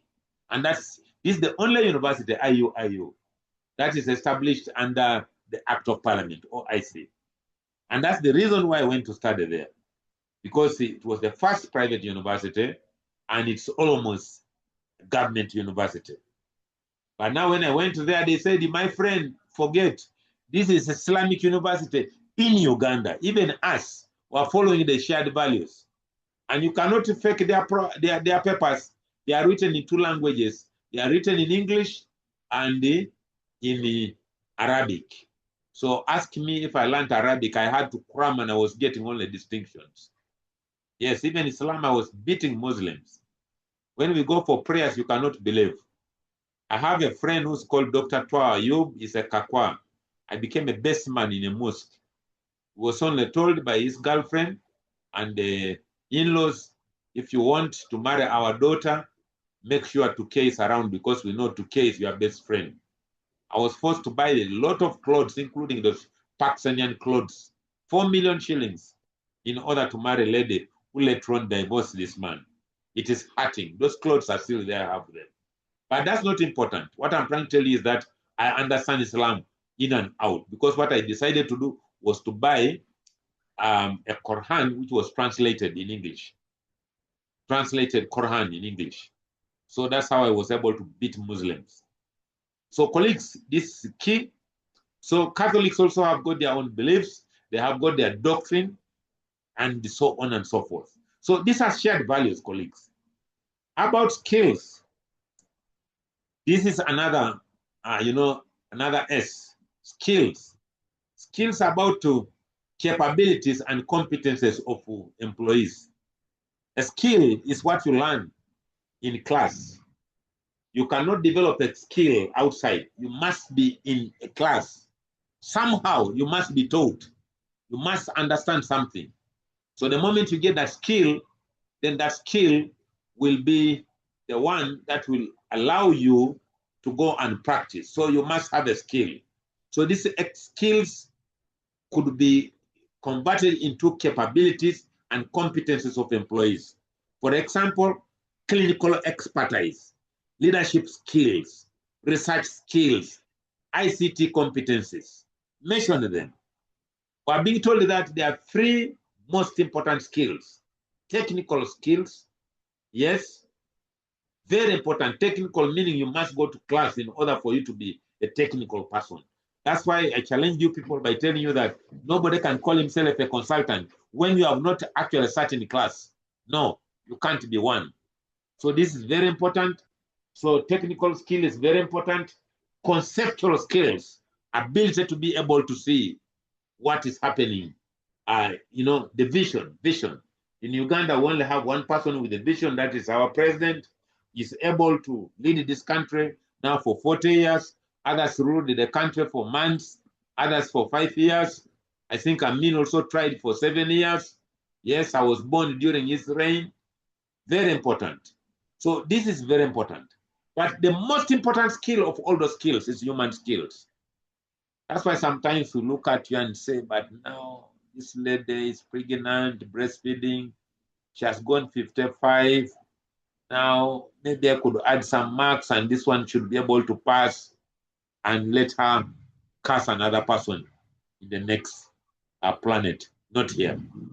So human skill, ability to put yourself, other people's, other people in your own shoes. Their own grievances, you put them in your own shoes. We normally struggle by them. I'm one of those persons who does not want anybody to fail. The 6 modules I taught last semester, only one person failed. And that person failed because she wanted to fail. She came to class. I don't know whether that person is in this class. You'll forgive me. I will not mention your name. And the person never did even a question and completed. It was so bad. But a good thing, she called me last week and said, write an email. But it's difficult to make such a person pass because, honestly speaking, what do I do? I can't create marks for you. So the issues of ethics also come in. So this is key and very important. How about style? Style is basically about the leadership and management approach used within the organization. All of us have got our own styles. And in leadership, we have got what we call authoritarian leadership. We've got the democratic leadership. We've got transformational leadership. We've got, all those are styles. Yes. So a supportive leadership style often improves staff morale and performance. This is key and very important. How about staff? The people within the organization and how they are recruited, developed, and retained. Very key. For example, doctors, nurses, researchers, administrators. Organization must ensure the right people are in the right positions. Staffing, staff people according to their capabilities. I've already mentioned something. If there is anybody in police here, tell my bosses, I feel I'm not well placed. I will continue complaining. And sometimes I keep complaining. The other time, a Deputy Inspector General of Police came and he officiated the graduation of November last year. In the police, they call me doctor. They call me triple doctor. And they know why sometimes I'm not happy with them. I'm not supposed to be teaching now. If our police was occupying me very well, where would I find time to do this work of teaching? Where? I would be writing a report somewhere, but now they tell you should produce one article in a month. I produce all of the 12 articles in a year in 6 days. Each day I write an article. So what will I be doing with other days? That's why I'm here. So next time, don't ask me how I'm able to balance. The other side, there's not really much. You only wait for a task. So that is what happens.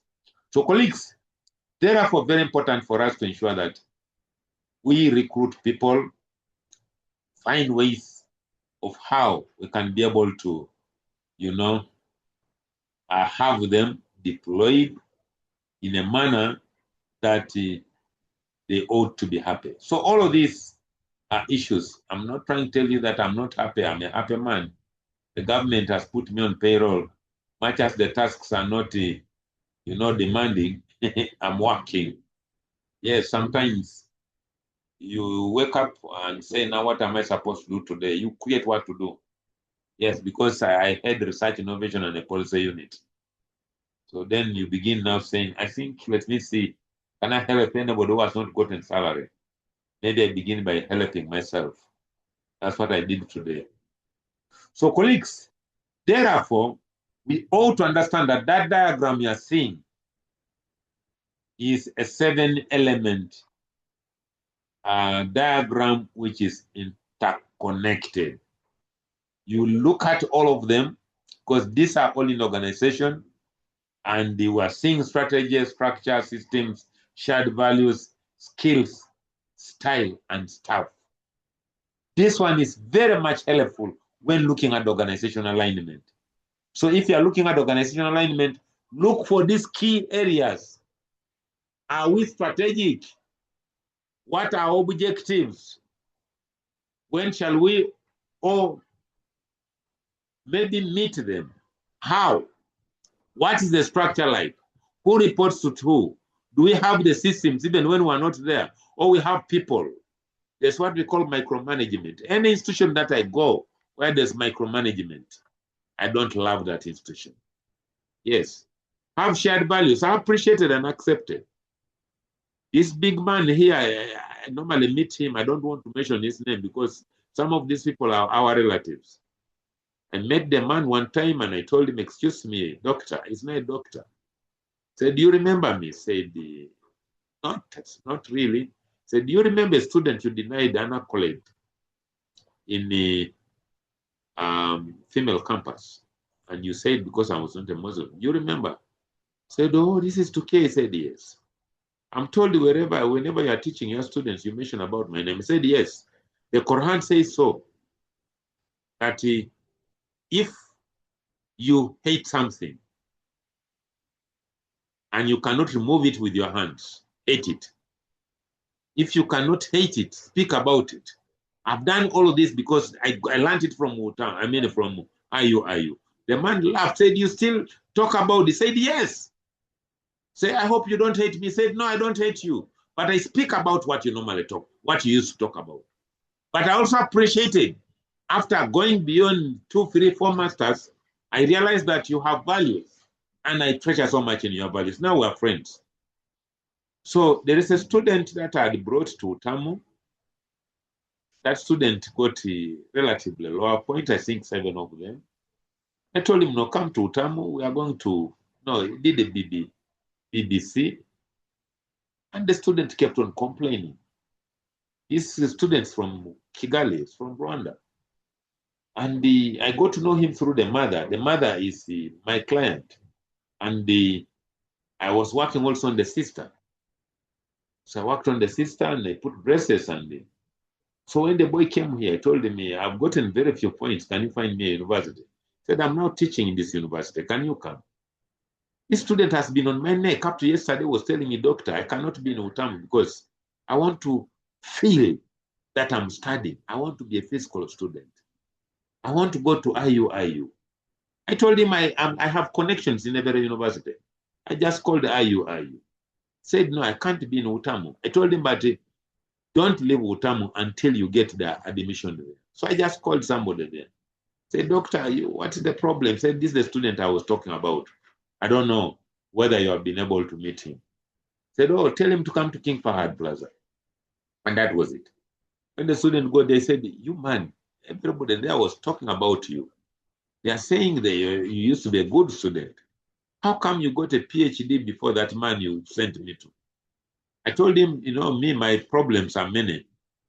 And nobody has ever solved them. I can always study. So please, if you have gotten an admission, go and study.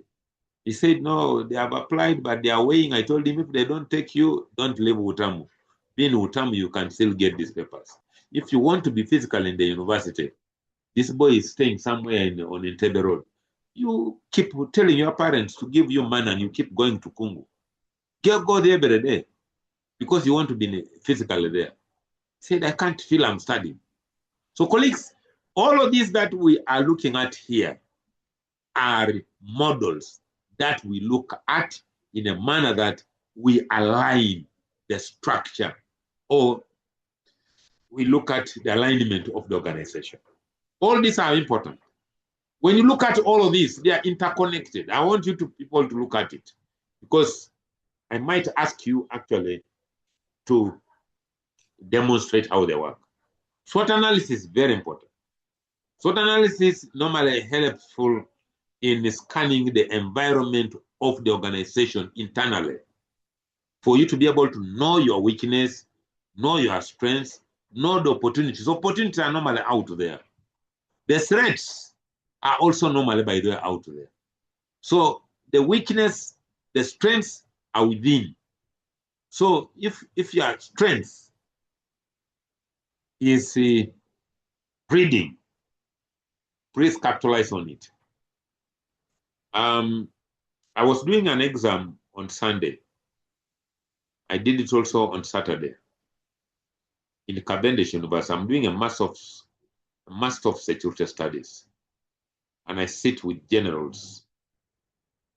But something funny happened on Sunday.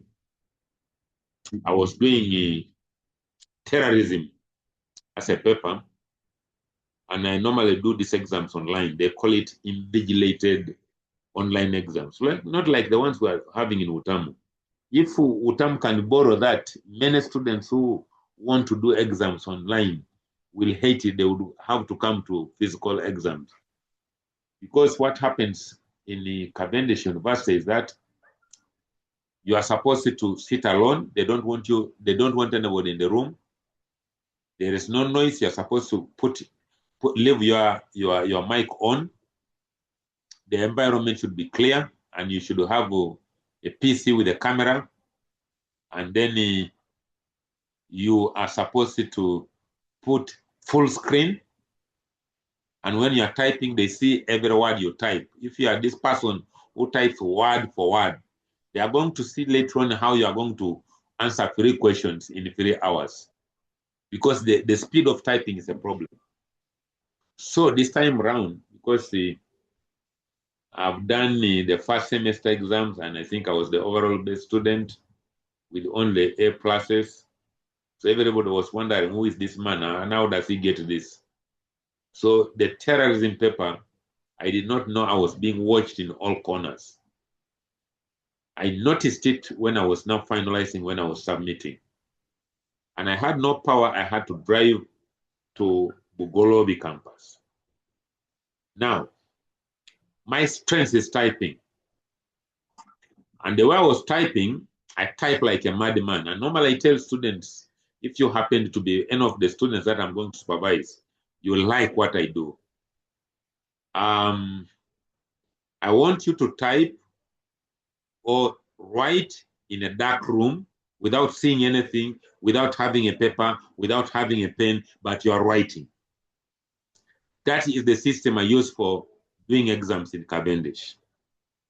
I will sit, I will have a bottle of soda. I will have a bottle of water. I will have some food around, maybe in chips form. I will pick something I will eat. I will not raise my head. I will type. The only thing that I will put is a full stop.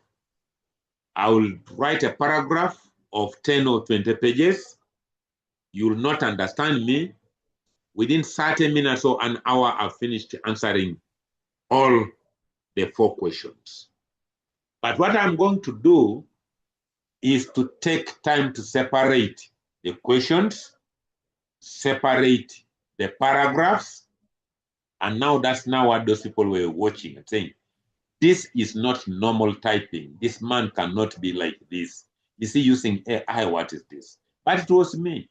This is something I've trained myself on. I've been a student since 1996. You cannot tell me that I don't know how to type. When one of my first gifts in life was a laptop for being a basic trainer somewhere by the Chinese. So these guys were looking at me, looking at me, looking at me, looking at me in all angles, all invigilators. Say, but how does a normal man type? That is my strength to type. My weakness is I cannot cram. But again, another strength they did not know is that I'm already a policeman. When I talk about terrorism, I know these things. All what I need is a paper. But I don't have a paper. And Cavendish had wanted me to teach that course. Master's degree in the security studies. I told them I can't teach it. Said, why? The policeman said I cannot teach because I don't have a qualification in this area. Now, after this program, I can teach it. So some guys, I think either they were threatened of their jobs, I don't know, but I started wondering. Then they told me, Dr. Tuke, have you finished? When you submit, please let us know. Now, when I went to look at the camera, I saw they were all of the invigilators who were supposed to have invigilated other students were invigilating one guy called Tuke, which also became a problem. So am I a threat? Was it a weakness that I typed that way? Was it a strength? What are the opportunities available? So colleagues, we ought to understand that SWOT analysis is one of those models that are used by organizations for examining what I would call internal environment. The strengths. What is the strength of if you're a football coach, Manchester United, that's where I belong. What's your strength? That, oh, I have a very good midfield. But the guy has gone. That guy who was getting red cards all the time. And they say he was a very good midfielder. But they said also the attacker, this guy was very good. This Portugal guy, this Portuguese. Very good. That's your strength. But where is the weakness? Maybe a goalkeeper. The back. It's not okay. So what do you need to do? Convert the weakness into the strength, so that you can get the opportunity out there. And what is the opportunity? You must score goals and be able to win. Yes. So this is what we're talking about. So colleagues, a SWOT analysis is one of those tools that we must learn. It is a tool that is very good for examining the internal environment. Not the external, the internal. And the internal could even be you. One day, when I was going to do a PhD, I got recommendations. There are normally those recommendations, they say don't open. But other good supervisors, I will tell you that I have given you a recommendation, I have not sealed. Read before you seal it yourself. So one of these guys, actually, this is the guy still in the IU. He's the guy today I referred somebody, but he has just gotten his PhD in Arabic. The guy is good in Arabic. He's the one who taught me Arabic. And he gave me 95% in Arabic. Yes. But I wanted to mention this. Viola, maybe before I forget my point, I wanted to mention this, that unless it's burning, I wanted to complete this point. So go for it. You people you want us to stop here? It's coming to 9. It's okay, I can stop here. Viola, go for it. I just had a question, but maybe we'll finish and then. So my question was around, takes us back to Kubler-Ross's model. I wanted to understand at what stage in consultancy do you apply it? Like, where is it applicable? Well, these models are applicable as the situation arises. You are not supposed to use all the models. These are the common models that are used by consultants, common ones. So it doesn't mean that you should always use all these models. No. Like I've said, SWOT analysis is used when you are scanning the internal environment. You want to know your strengths. You not want to know your weakness. Everybody has got a weakness. Everybody has got a strength. And that's now what I wanted to mention. This man now, he was asked by the university, do you know Tuke well? Very well. Tell us his strengths and his weakness. You know what the man puts there? Strengths, ambition. Weakness, ambition. Now, look at that. So I asked the man, say, why are you saying my strength is my weakness? He said, I have never seen a student who's an ambitious student like you. It is good to be ambitious, but it's bad to be over-ambitious. How do you do 3 programs at the same time? And you are saying you are not about to stop. And now what I put, I still have 2 children who have not gotten PhDs. I told them I will only stop studying when you all get PhDs. And nobody, I don't want your money. Yesterday I was a little stuck and I was calling one of my daughters. I needed some money. The phone never went through. I said, now, what could have happened? Is it because it's a public holiday? I kept quiet, but later on, somebody sends me 5 million shillings, just like that. So I wanted to answer Viola. This specific model, the SWOT analysis, you use it when you want to know your strengths and when you want to know your weakness. But you also want to know what threats are there and what opportunities are there. Remember, opportunities are out there and they are competed for. And somebody said that the moment you get a knock, please don't look for a towel even if you're in a bathroom. Just get out of it, even with soap in your eyes, and look for the opportunity. So if I may go back, the McKinsey 7S model is basically looking at the alignment of organization. An organization without structure, without systems, without staff who have got skills, and without a value, shared values, and without a strategy, and without a style, is no organization. The Kubler-Ross model, like I mentioned earlier on, I don't know whether, because we're going to stop here anyway, the rest you are going to read for yourselves. The Kubler-Ross model, in most cases, there are situations when you really see organizations are struggling. They struggle so much to the extent that even individuals, a person saying, I think I cannot manage. You really want to give up. These are organizations that are really what we call walking dead organizations. The organization is working, but it's dead. I want you to look at those structures. You really see somebody, no, this one. This happens on our day-to-day lives. Let me look at the issues, say, recently, so many of you guys, instead of registering a module called Strategic Human Resource Management, you registered in Project Human Resource Management. And many of you accused me to management. You were at a desperate situation because it became a talk of the whole university, including in the registrar's office. And it went to the chairperson BOD. And the email that came made everybody quake. I told them I cannot quake. If it means leaving the university, let them chase me. I believe what I did was the right thing. All the marks are there. Where is the problem? Where is the problem? So I want you to look at the Kubler-Ross model, where somebody will say, but because the email, it came an email that came that confirmed that Dr. Tukey has submitted the results for, I think there were two issues. One was strategic human resource management. Two was issues to do with the data collection methods in the field of evaluation. These were administrators, and they luckily enough had been copied. Nobody responded. You can now imagine where everybody now is going to get into denial, but they have nowhere to catch me from. I go and look. That email came on the 13th day of April.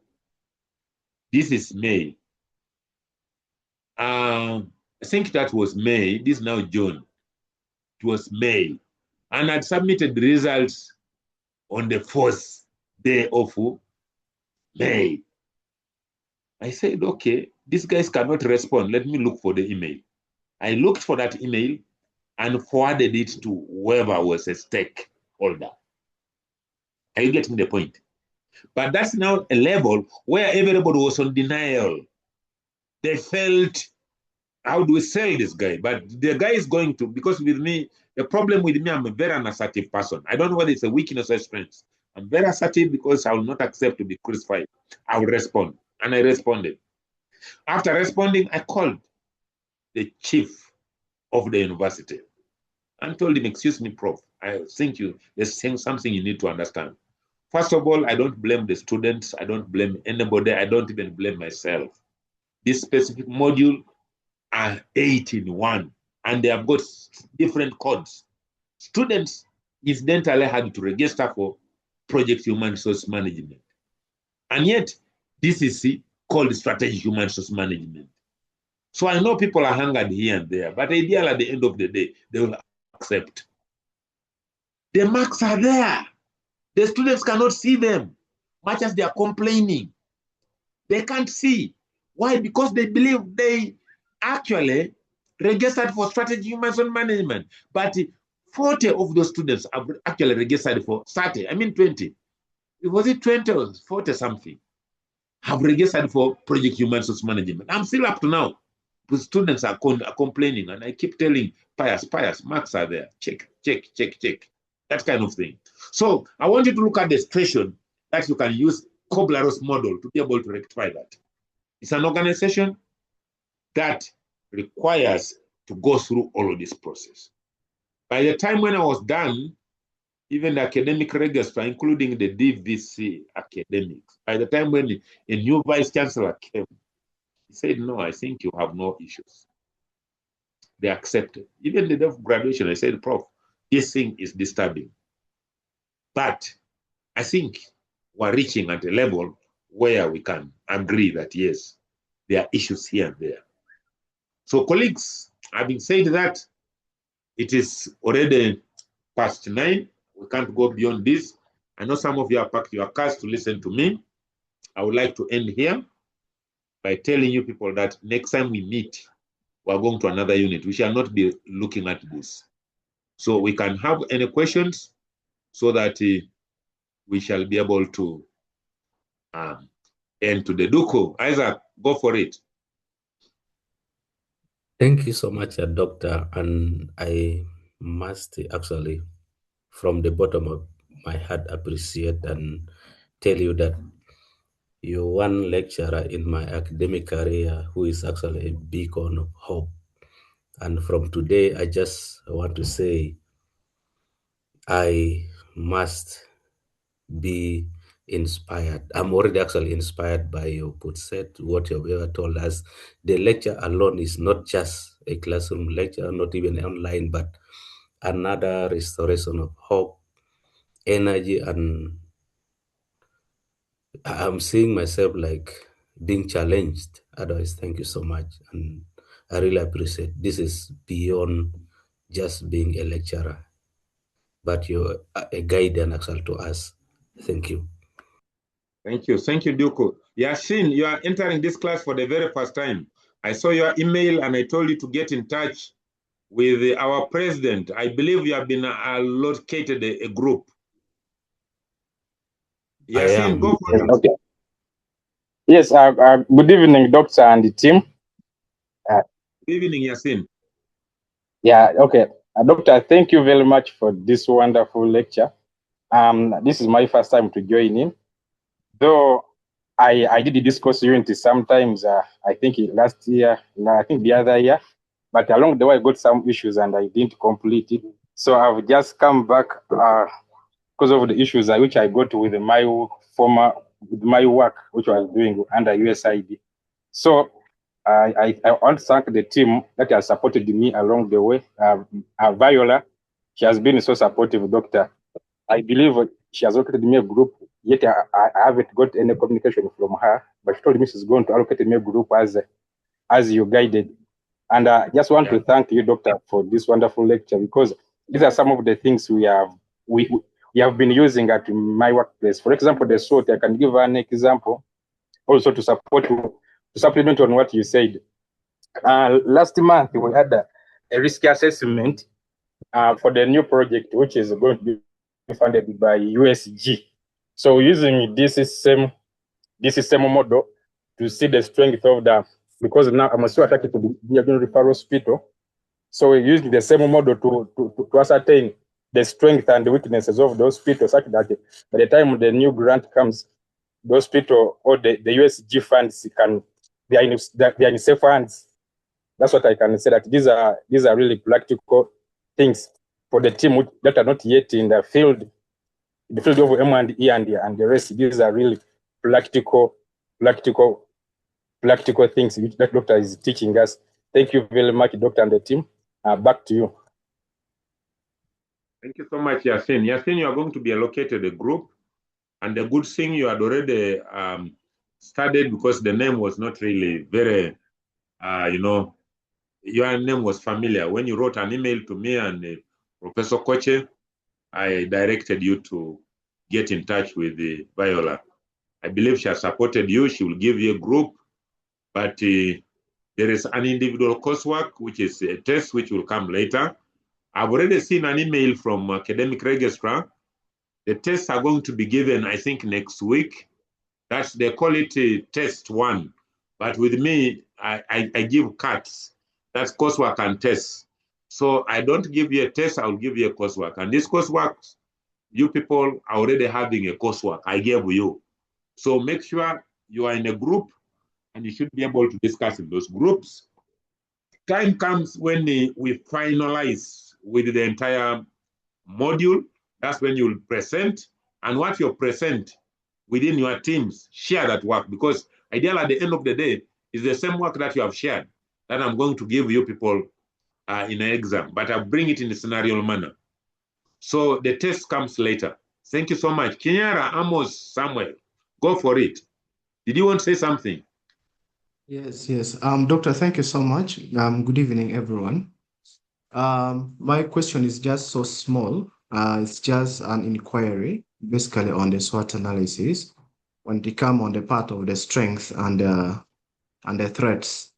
Maybe just to be informative and get more lights, how would a consultant prepare themselves or be aware of the weaknesses and the threats as part of the SWOT analysis in preparations of executing consultancy role? Just something small that I needed to understand on that, given the fact that there is weaknesses and the strengths, and the threats.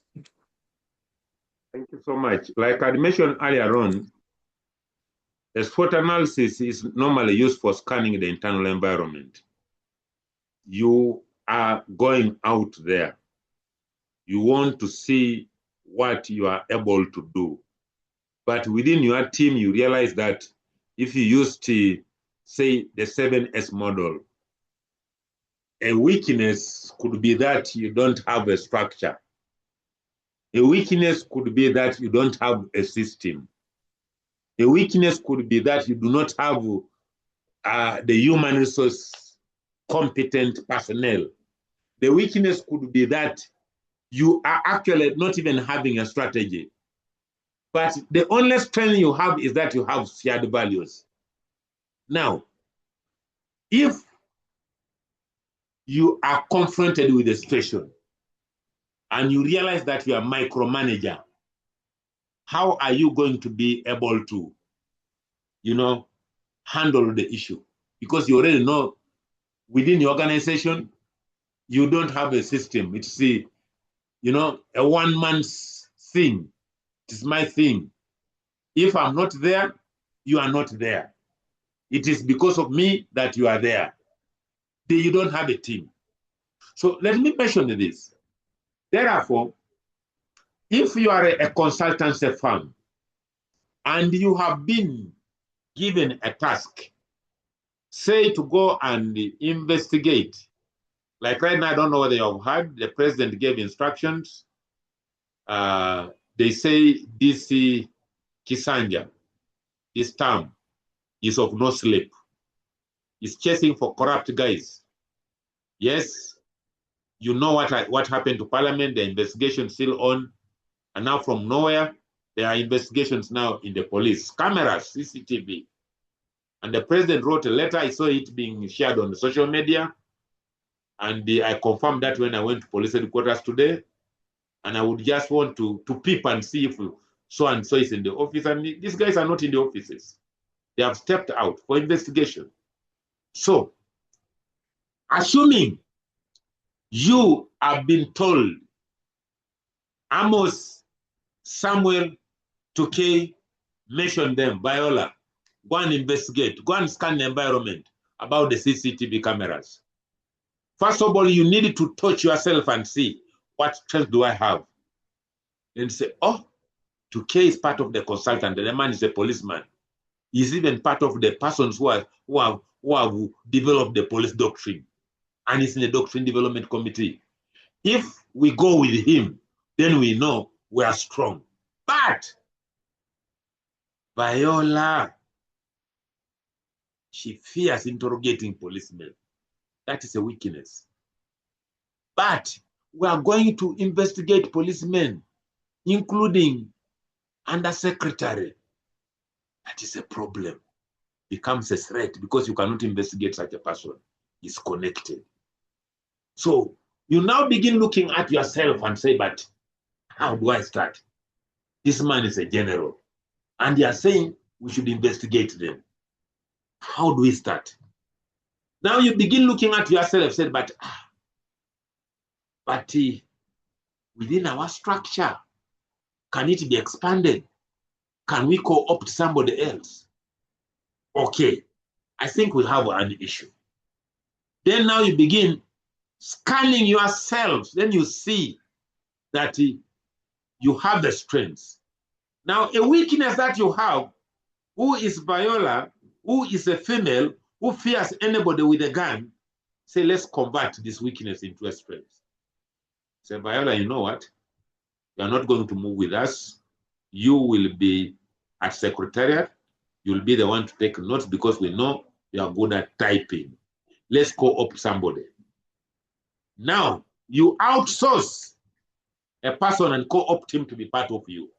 Who has ever been in the police, and tell him you are going to be our consultant, and basically I'm going to be the lead, you will be the HR.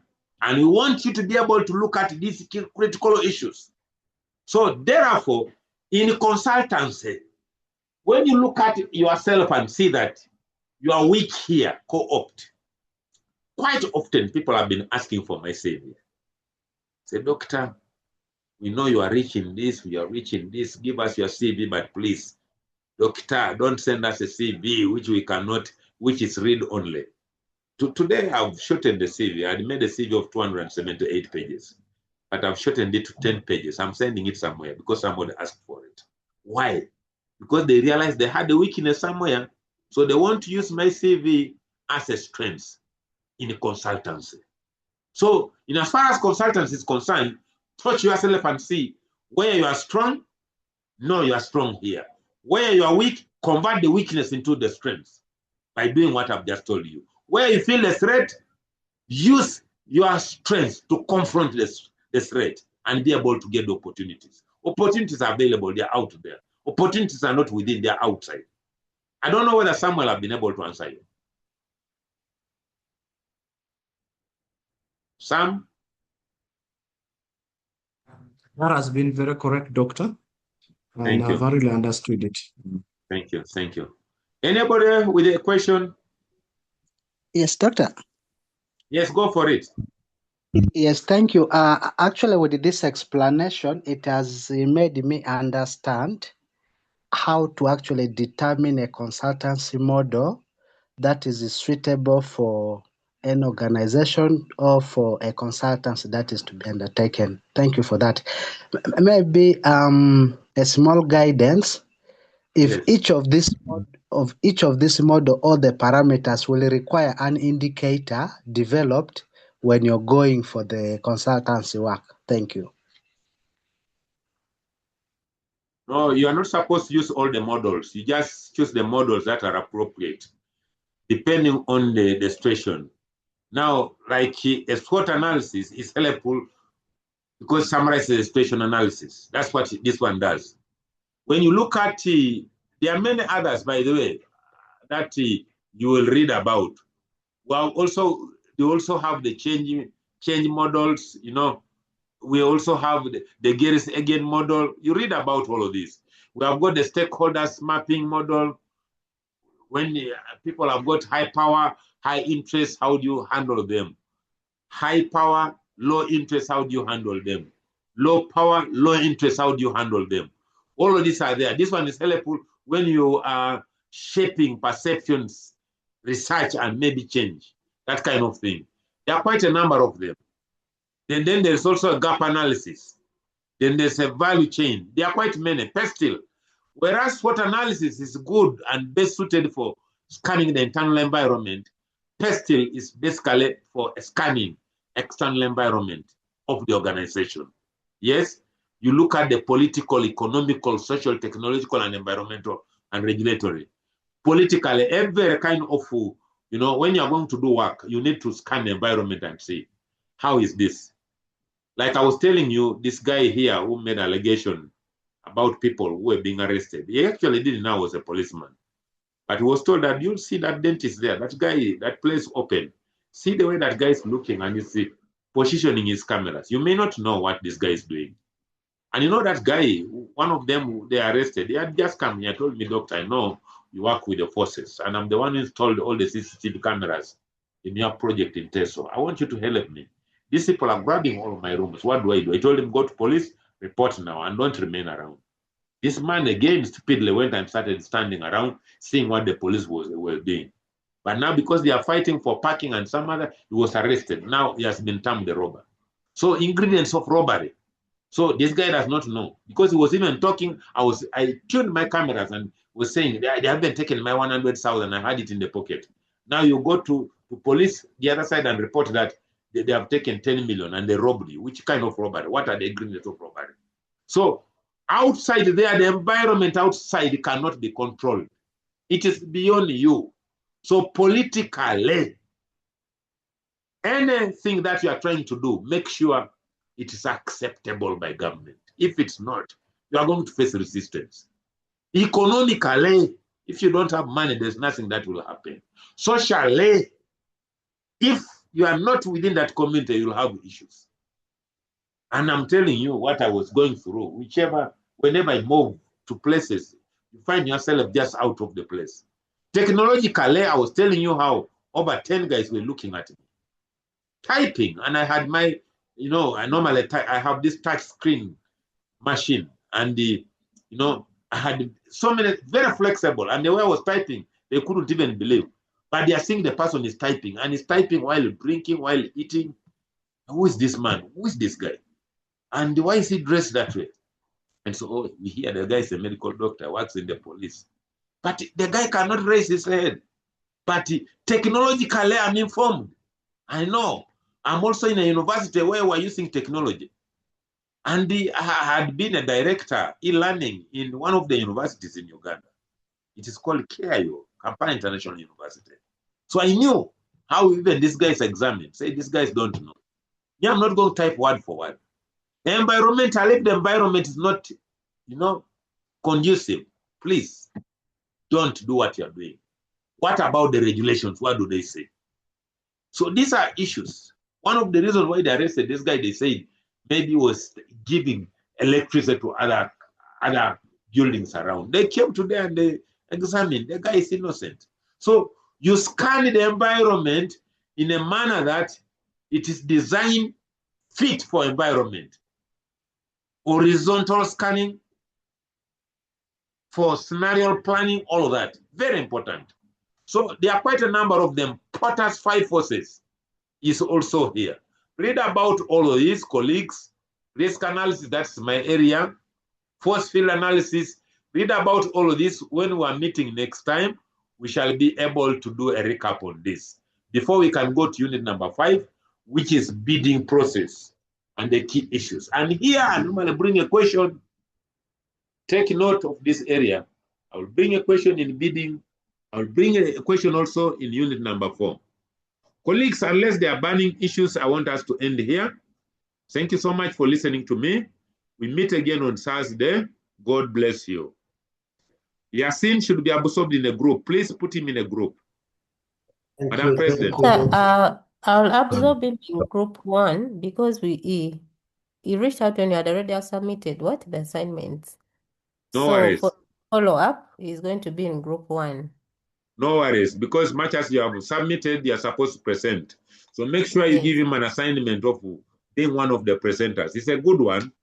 He has already told you he was only having, I think, issues of finances. He would have finished this program long ago.